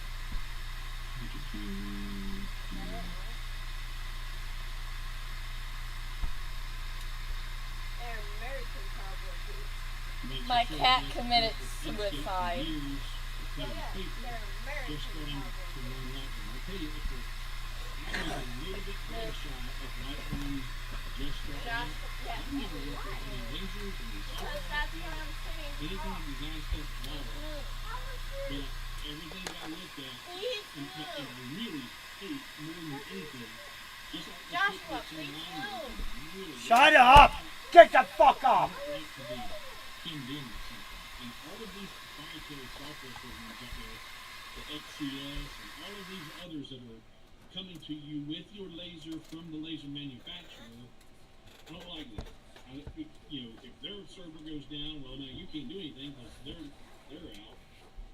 And then they'll sell. They're all in the business of selling something. They'll sell you the designs, they'll sell you the material, they'll sell you everything but a quality product. So I like the idea of having Lightburn under my belt and being able to create at will what I want. And when you're working with lasers, any of these other software programs out there, even the stuff done in Adobe Illustrator and everything else, if you're not really careful about how you're working and how you're designing stuff, it is not laser friendly. And if you design it in one of those other softwares and then you import it into Lightburn, there's all kinds of problems, bugs, extra layers and extra lines, and problems with corners and shapes.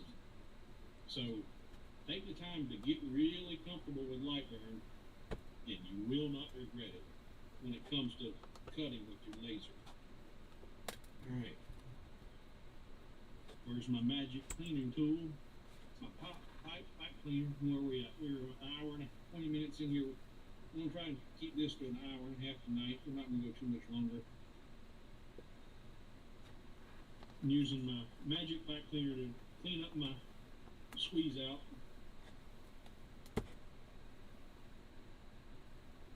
And then I'll need to go put a coat of finish on my base. And that one will be done. And that's just another version or a different twist.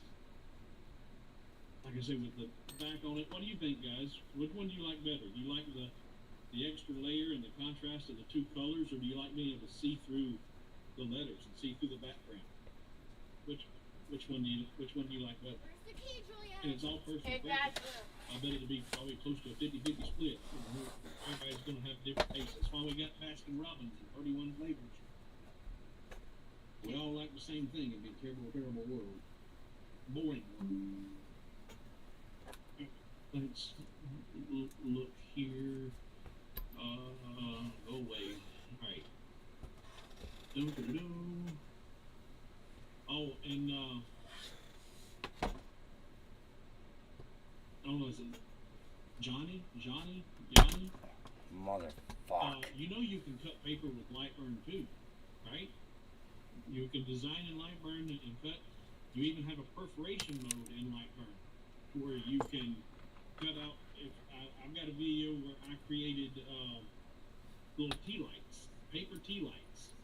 I think I actually even gave that file away to my patrons too. But take an 8x10 piece of paper, lay it on a laser, and it'll cut it all out and perforate in the places it needs to, and you fold that thing right up into a perfect little cube. So Lightburn works for paper cutting too.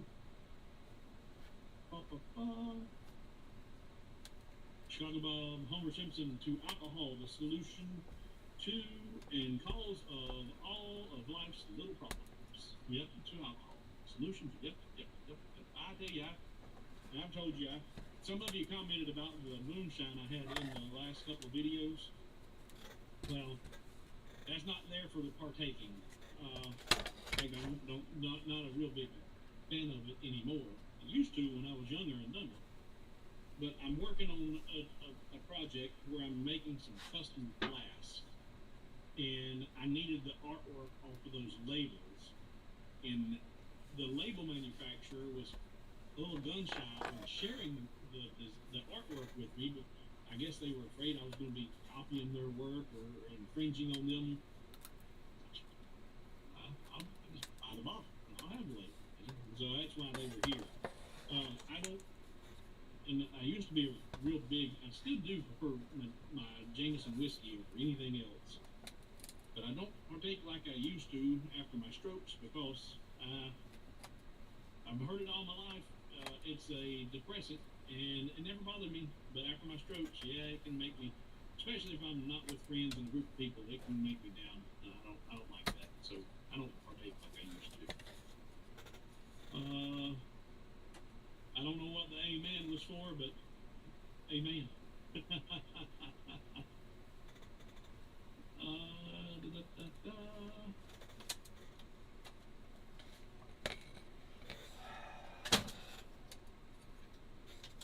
Yeah, Chicago Bob, I'm with you too. But now, you know, there is a problem there though, Bob.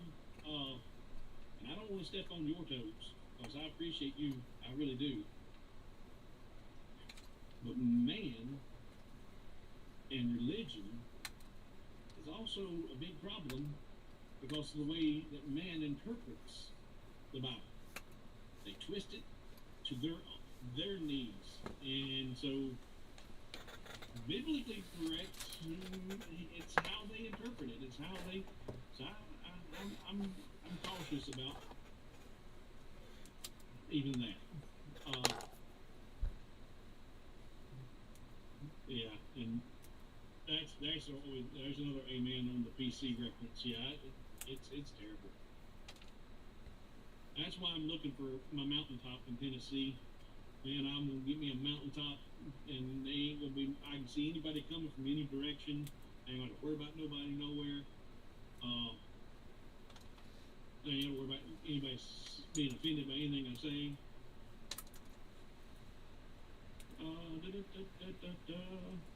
Beauty bubble. so sorry to be late taking the seat now. Well, I think you showed up probably about time it was all over as far as the demonstration. But you can always watch this on the replay. Jesus Christ. It was some good stuff. I showed how I created the lines to show the overlapping letters in the crosses and the hurdles that you watch for when you're doing that. And put this one together. I haven't got the finish on it yet, but this is the design that I have put up on Hobo with Wood this week. And oh well, just real quick, because I mentioned it, so I want to show you. If you didn't want to put any verbiage in there and you just wanted to have just the fish and the cross, we got just a couple of minutes, and I'm going to jump over here real fast. This is one of the easiest things you can do. If you decide you don't want that in there, just delete it. Make sure that these group, in fact, they're part of that group. Ungroup it, then group those. And once they're grouped, hold your shift key, select the outer piece, and just align it to the horizontal center. And now that's going to be centered up in the fish, and you can put your cross right in the middle without putting any verbiage in there, and just have just a nice, clean, finished piece without anything down there.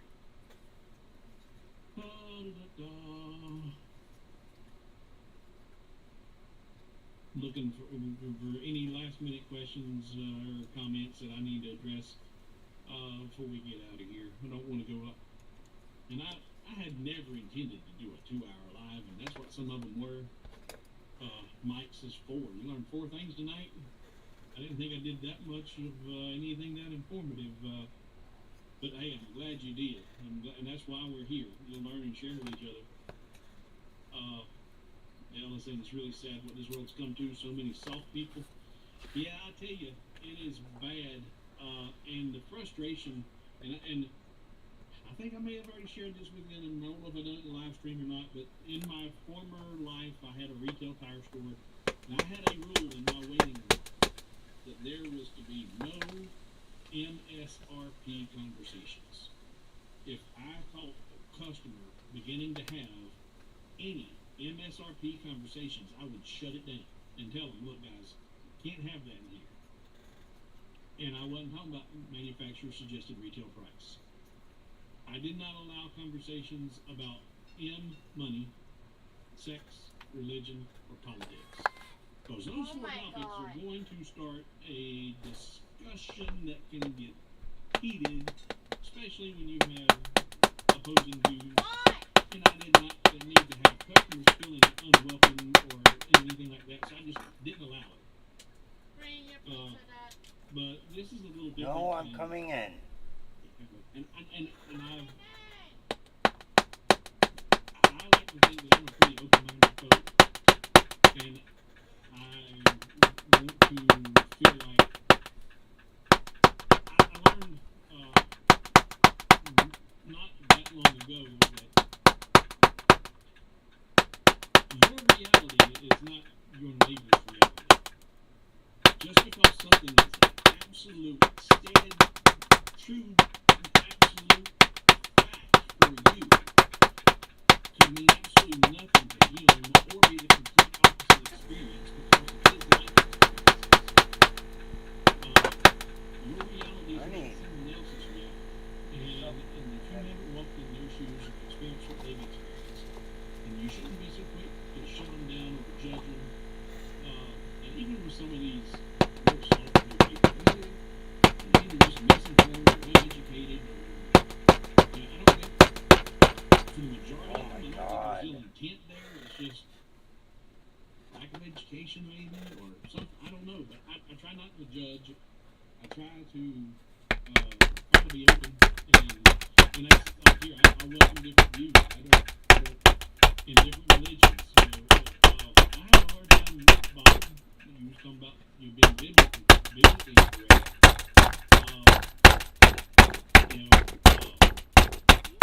If someone has never, ever heard of Christianity in their entire life, they were born in the jungle in South America, and they've never met a white man, and they don't know anything about Christianity. Fuck, is that tight? Are they doomed to go to hell because they God haven't accepted damn. Jesus Christ as their Lord and Savior?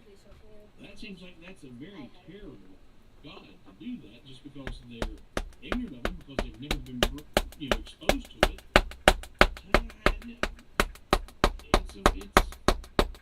I live my life to be a good person, do well by others, do right by others, and I've been taken care of. I'm not overly successful, I'm not rich, but I've never wanted for anything.